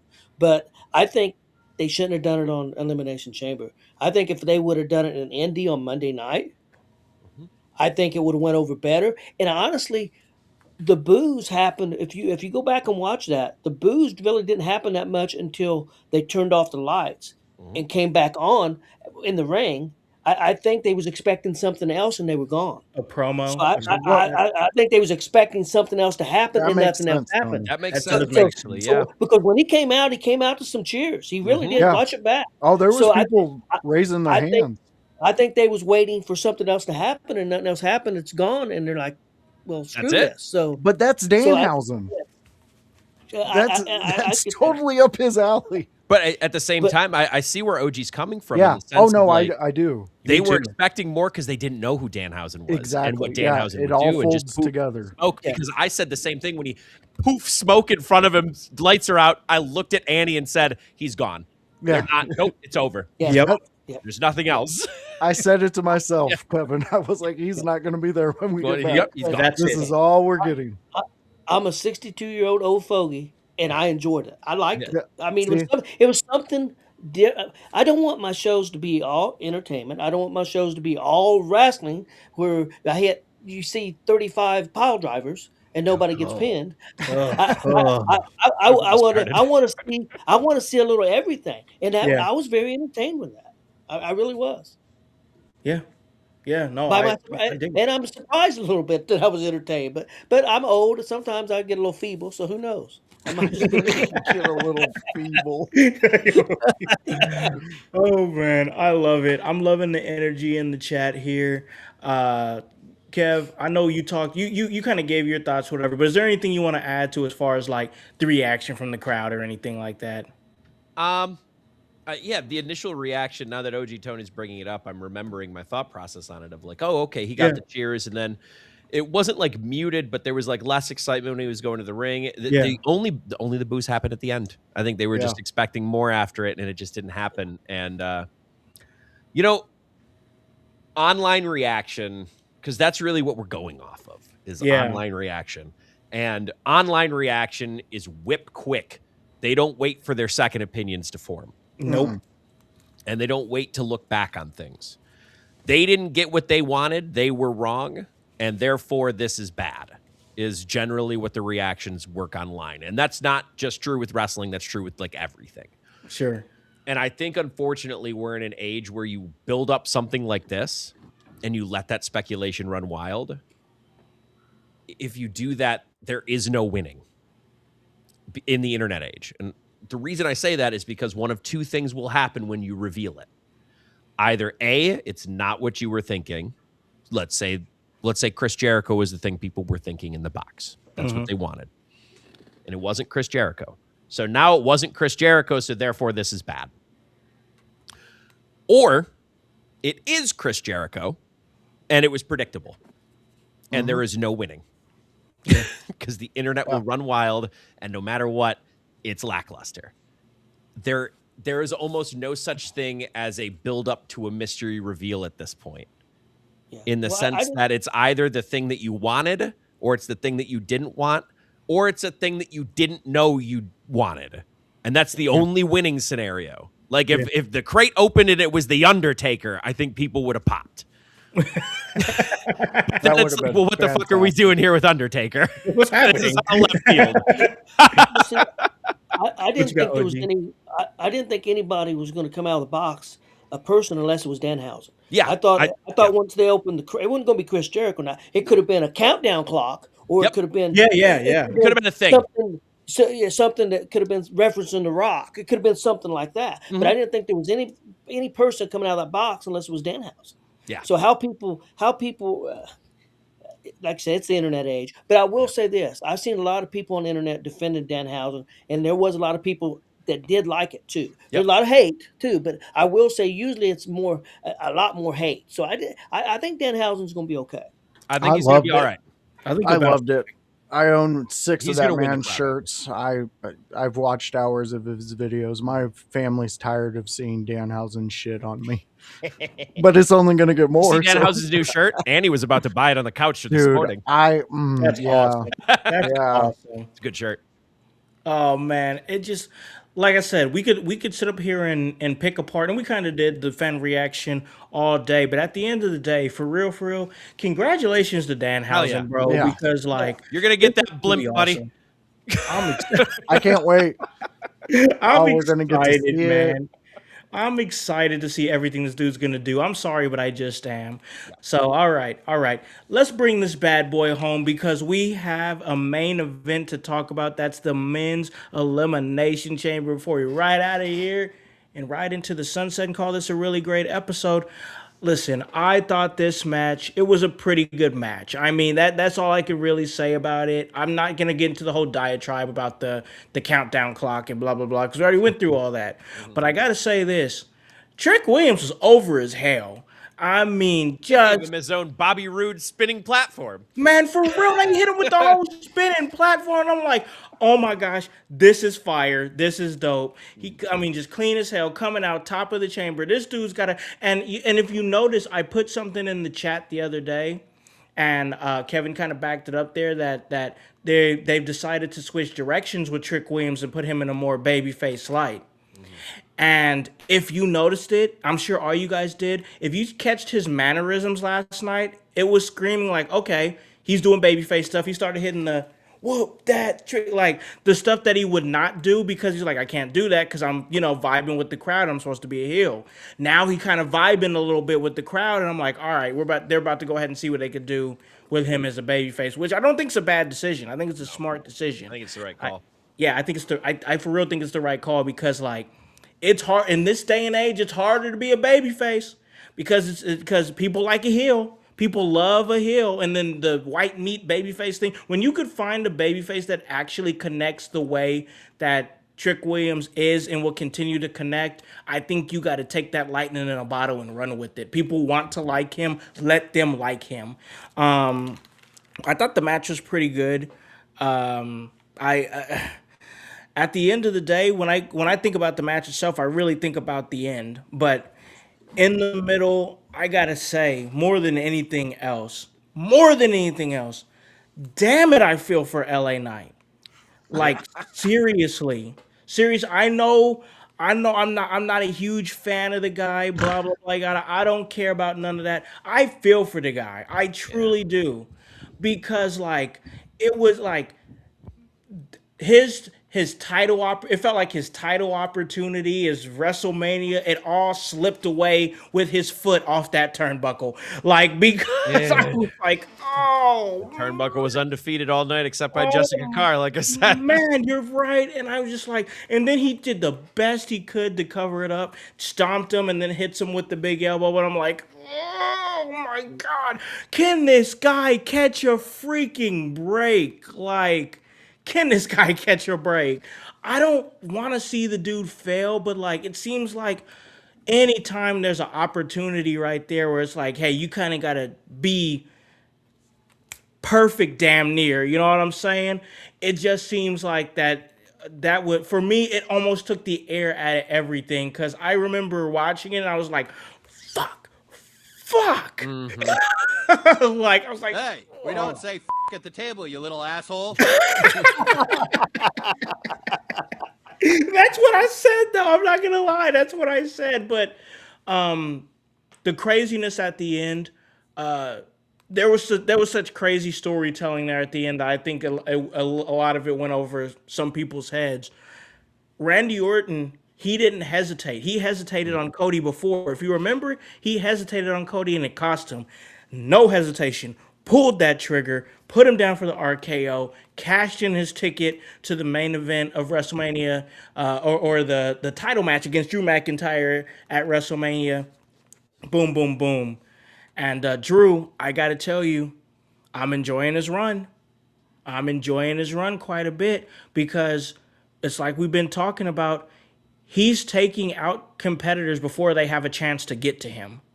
He's stopping everything. And at the end of the day, did Drew get his ass beat? Yeah, he got his ass beat, but he got exactly what he wanted, and that's to keep Cody Rhodes out of the title picture. Now, Cody Rhodes has a title match on SmackDown, as we talked about it earlier. One of our guys in the chat was talking about it.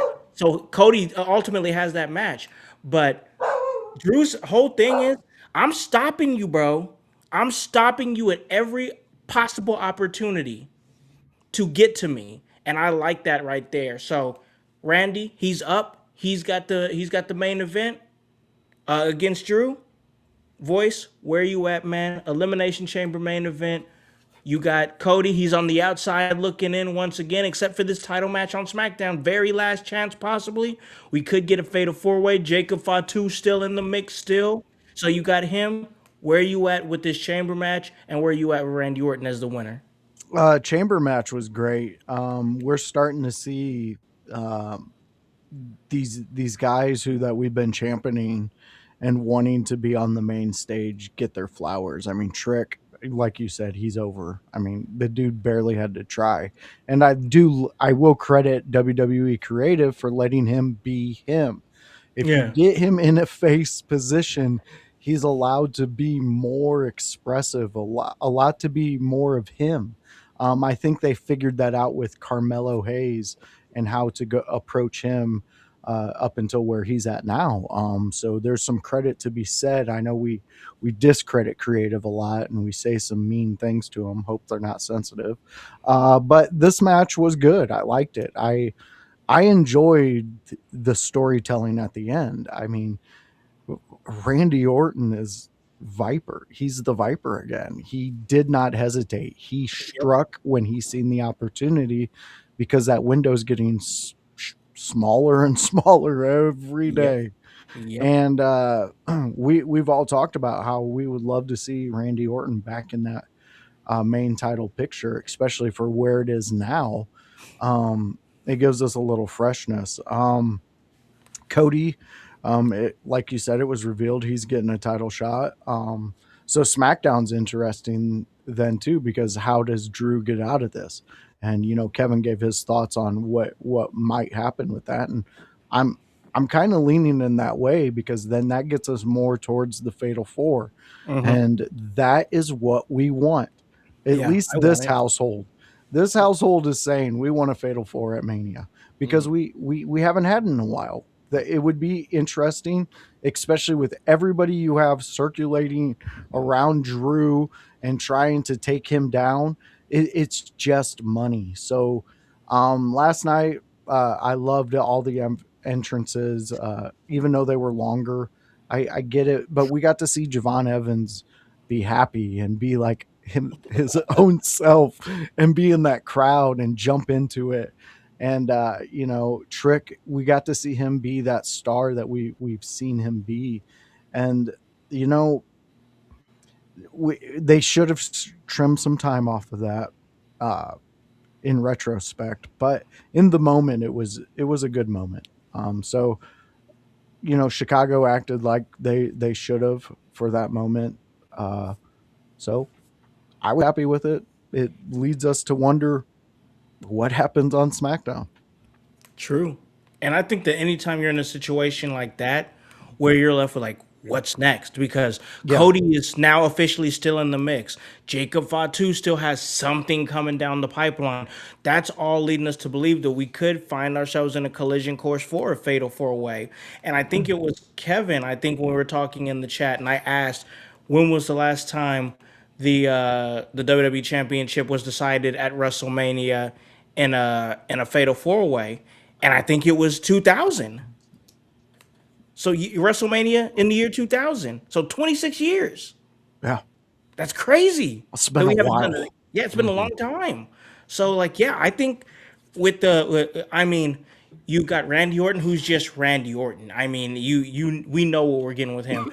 Drew McIntyre going in as the champion and having honestly a great run, and I'm enjoying seeing what he's doing.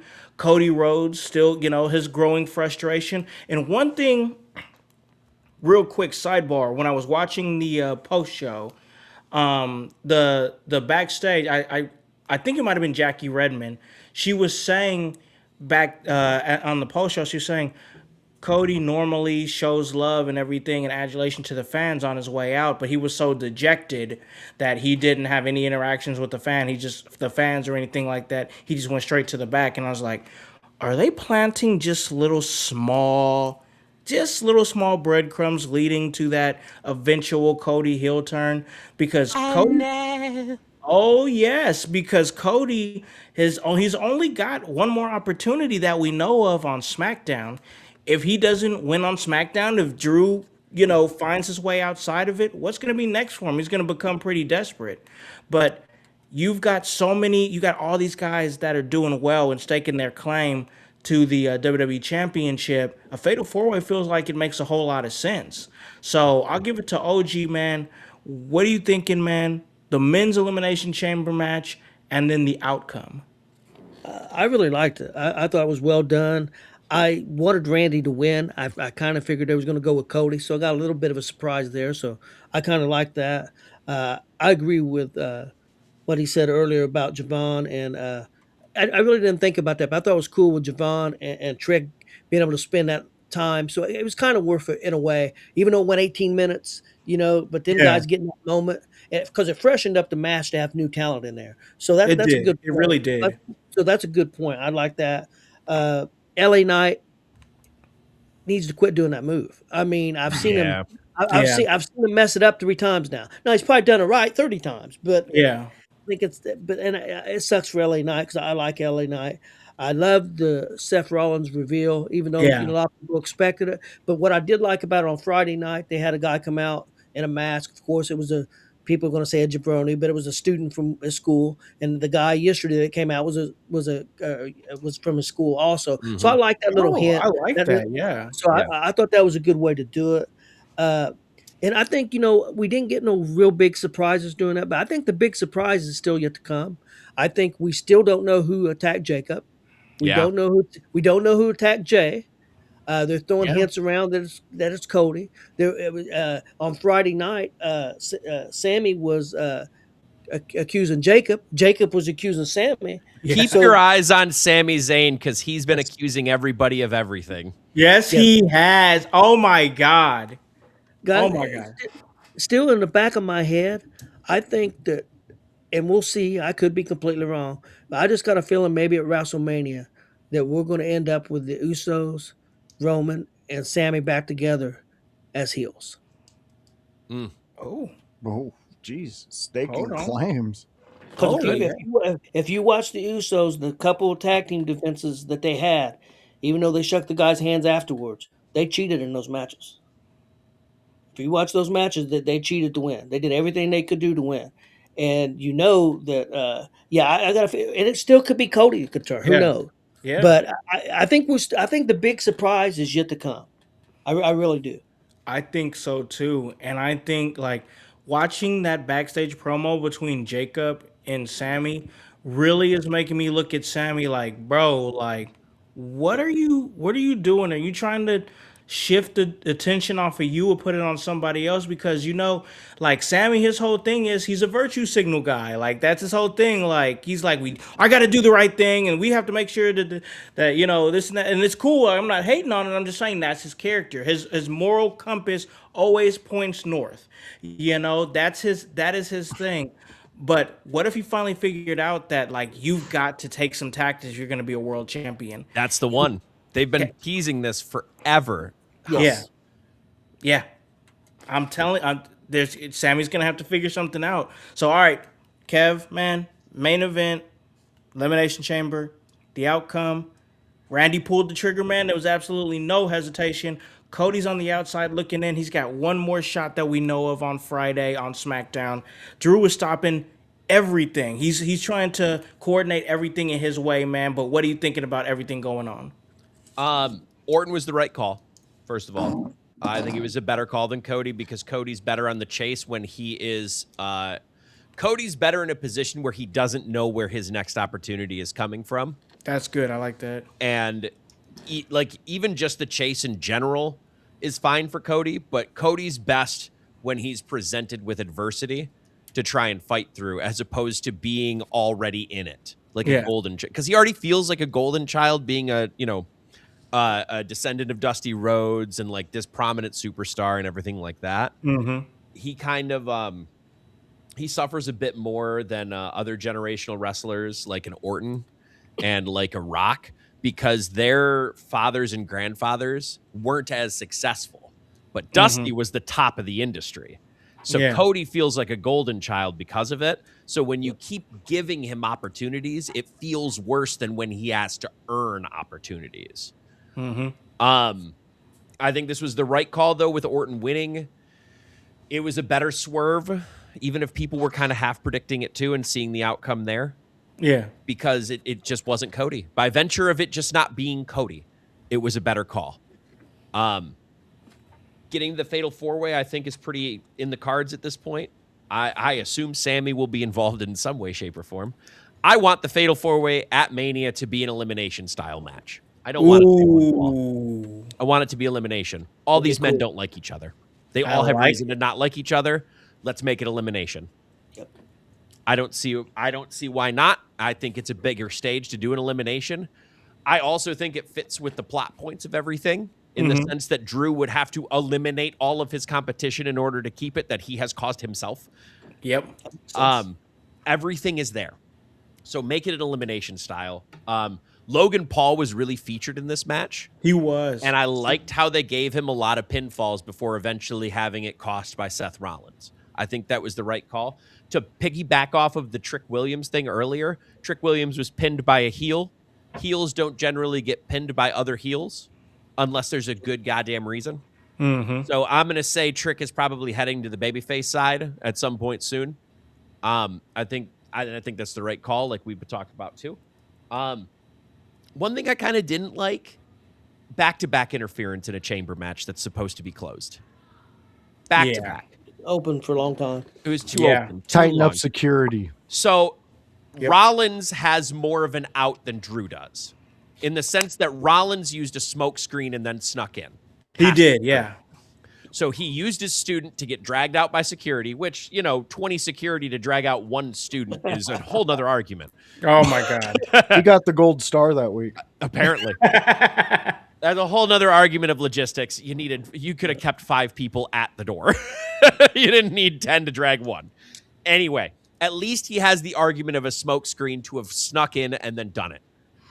I think Seth's can be forgiven. Drew's can't. In the sense that by the time Drew got out there in a back-to-back scenario, security should have been ready. They would have handled the other problem. Secondly, the ref just stood there. Didn't try and get in between. Didn't try and stop him. The ref just went, whoop, I guess Drew's in here now. Like, hey, Drew. Make Drew push you out of the way. Make Drew get through you. You're the authority. Don't just stand there and go, well, but it's no DQ. What am I going to do? I guess I'll wait for a pinfall. You're the law. Be the law. Yeah. Make him push you out of the way. Make him do something. Make him do something. It's no DQ, so even if he pushes you out of the way, you at least say you tried. Yeah. Yeah, that's true. I didn't like the back-to-back interference in a thing that's supposed to be closed off to the other people. I didn't like that. I know why they did it. I get that I probably won't care in the end because of where we're going with both of them, and I will like where we're going. Mm-hmm. But it's supposed to be a chamber match to lock out other people. Yep. And I think we're killing that a little bit. Let me ask you if this would have helped if they would have been trying to shut the door and he comes and knocks the ref out of the way. That would have made it better. Way better. Yeah, I think so too. Because then there's a moment of them trying to shut the cage, but they just left that shit open. It's just little things. He came all the way down the ramp. He didn't come from the crowd. He came from the ramp. I watched people in the back go, "Oh, look, it's Drew." Look at Drew coming. He signed a couple autographs. He took a couple pictures. He could have kissed a couple babies on his way down to the ramp, but they wouldn't have shut that door. Like, no, he's coming. If he's going to knock refs out of the way, cause a scene, get in the ring, and then go after Cody, now we got something. Yeah. But that's causing chaos. This wasn't chaos. This was clearly choreographed. Let's make it seem like it's chaos. Come on, people. We can do it. Yeah, it can be done. It can most definitely be done. Another thing to touch on with the chamber, just real quick. Mm-hmm. There are some people online saying that Logan Paul dropped Javon on his head during the pulverizer. Yeah. And I've seen this going around online. I can't stress enough, it actually wasn't Logan Paul if he even got dropped on his head. I think the move, after looking it back a couple times, and I watched it a few times as we're talking, I think it actually just landed flush, and Javon nailed it. But if there was someone at fault, it would actually be Javon. He stalled as you go over for that move. You're supposed to get your body all the way over. Javon stalled on the moonsault over to try and make it look flashier.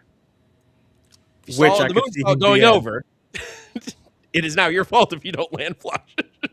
He was trying to make that bump look real good. And I think he made it look real good to the point where people, again, I think it landed flush. I don't think he landed on his head. I think he's good. Yep. I think he's fine. But he landed it in such a way that people are now online trying to blame Logan Paul for dropping him on his head and being unsafe. And boy, there's just people online and I get it to a point, but there's people online just waiting to rip apart Logan Paul. Correct. So they're looking for a reason. Yeah, they're just waiting to do it. So I figured I'd hit that real quick though. Yeah. I honestly because when I saw that pulverizer, I was like, oh shit! Like that. It made me do that. And for that reason, as long as it's safe and as long as Javon is fine, I enjoyed it for that reason because it made me be like, oh shit, those moments. They're not as often as you think that they are, where you see a move and you're like, oh shit, like damn, like you know what I'm saying. So I enjoyed it for that. I thought the match was pretty solid. I understand what you're saying with the with the door open. Why was nobody trying to shut that door? I don't understand that in the slightest bit. We were trying to protect the sanctity of the match that's supposed to be closed off to everybody else. I like what OG said. If they would have at least attempted to close the door and then he came kind of like shoved off the ref or something like that and entered in, then at least we made an attempt.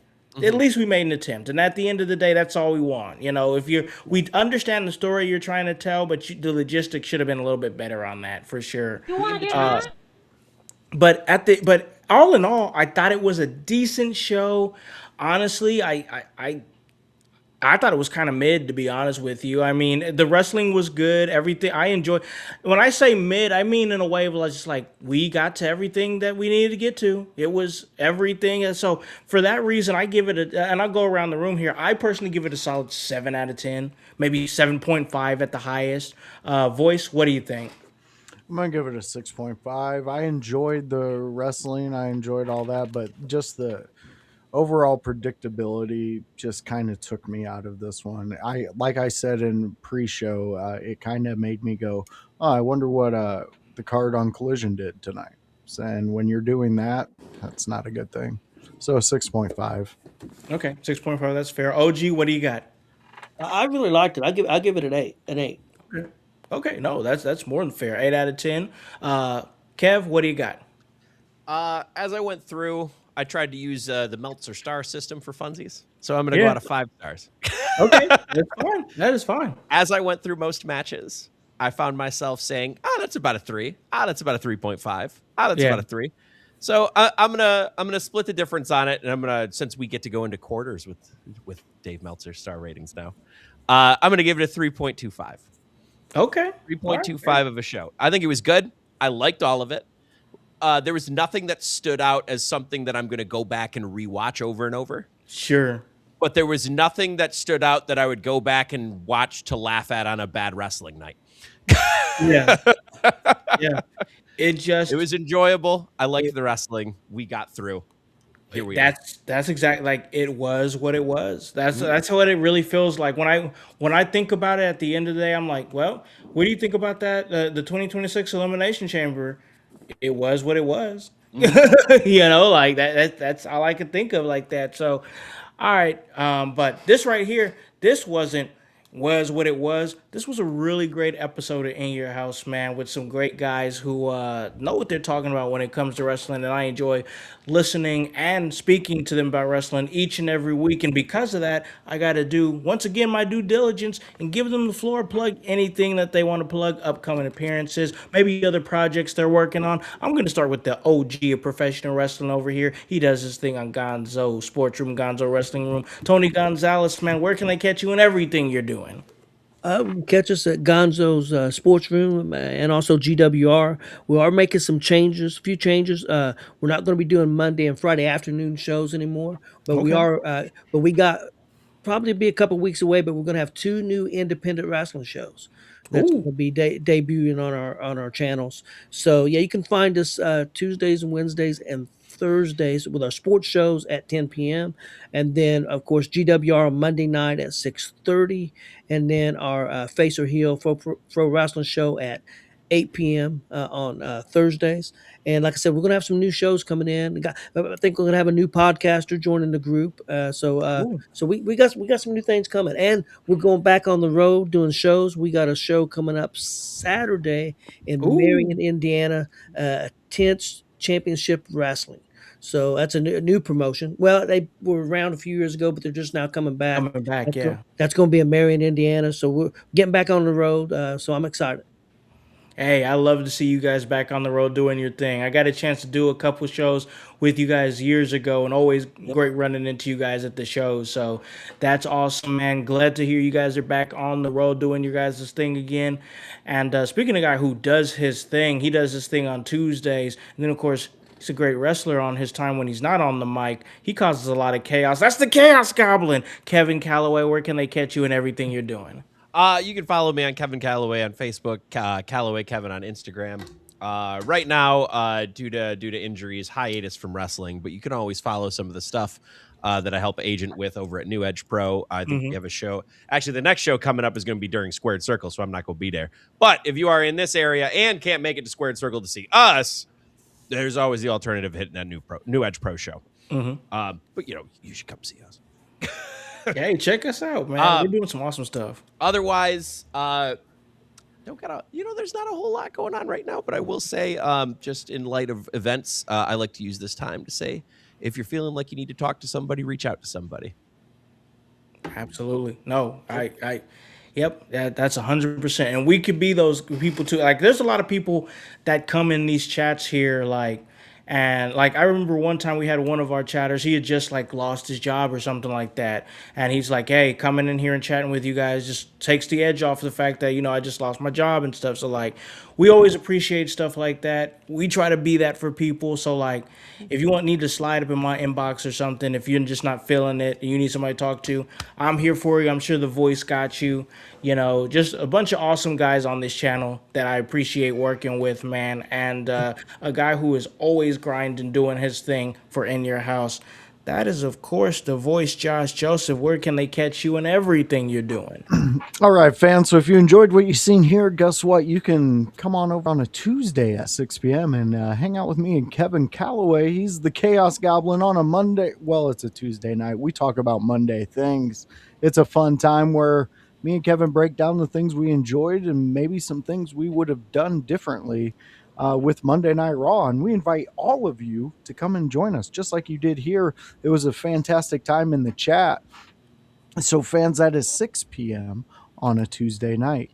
Outside of that, it's a thing we get extreme about here every week. It's the ECW Watch Along.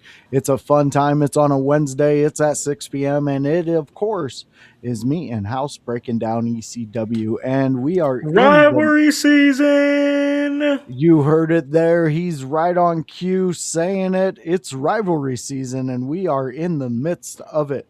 You need to stop in and check this out. We break it down as if I'm telling you a story. We're pulling a chapter book out of the world of ECW, and we break down some of the more entertaining storylines that we connected with, or maybe Howse wants to learn a little more about. So join us. That is 6 p.m. on a Wednesday. Fans, that's not it. There's one more time. We tag you in. We say, come and talk to us. Come be a part of the show. It is the AEW Dynamite. Yeah. And LA Knight, that's the only credentials you're getting from me, buddy. I'm not on this OG bandwagon with LA Knight over there. Ugh, that's a waste of a pick. Anyways, it's me. It's OG Tony, and it's Howse, and we talk AEW Dynamite. We break it down. We tell you what we like, what we would have done differently, and there's a lot of that. But you know what? We enjoy it. We enjoy you guys. That's what we love. We love the interaction that we're getting, and we love wrestling. There are things we do absolutely adore about AEW, and there's some things that we question. John Moxley, you're top of that list. Actually, you're that whole. There is not another single soul right now on that list but you. So take that as you want, but come and join us. That's 6 p.m. on a Thursday, and it's a fun time. Squared Circle, that's where we're at. It is coming up rapidly. It will be at the end of this month, fans. We need you to be out there celebrating, having fun, doing everything Squared Circle wants you to do that weekend. It's a fun time. Come out, hang out with us. We will give you a moment. We will talk to you. We will have that in your house moment with you personally. So bring your photography, whatever you need to bring to capture that. We'll have it there too. And you never know, you might get put on our live and have some fun with us. So be aware of In Your House touring around the Squared Circle Expo. Yeah, man, it's going to be a great time. We've got the ball rolling on some things. Like I said before, IYH HQ has been established for that weekend, so we got that locked down, done, good to go. And man, for me, it's about making memories, man. We're now officially in the month of the Squared Circle Expo. That's insane. We've been planning this for months. Like I said, this is my thank you to all of you guys for making this huge, man, because like I can only take this thing so far by myself. When you got a team behind you that's really believing in what you're doing, you can do some amazing things. And that's exactly what we're going to do. March 27th, March 28th, Indianapolis, Squared Circle Expo, Emerge Wrestling. And hey, we are in your house, and it's all part of the work, and that's HOWSC, and the W stands for work. So for the OG Tony Gonzalez from Gonzo Sports Room, Gonzo Wrestling Room, for the Chaos Goblin Kevin Calloway, for the voice Josh Joseph, and the whole team here at In Your House, I'm Malachi the Con Man House, here to remind you to tell a friend, to tell a friend, to tell a friend to hop on this bandwagon, get on or get gone, because the household is still going mighty strong. You guys have a great day and a great rest of your week. Peace. Yeah. In your house with O'Con. Hey, O'Con in your house. Hollywood in your house. Hypocrisy's head in the clouds. Curating all kind of loud. Wrestling in front of the crowds. Paragon's holding it down. Anybody can get it. Josh Joseph standing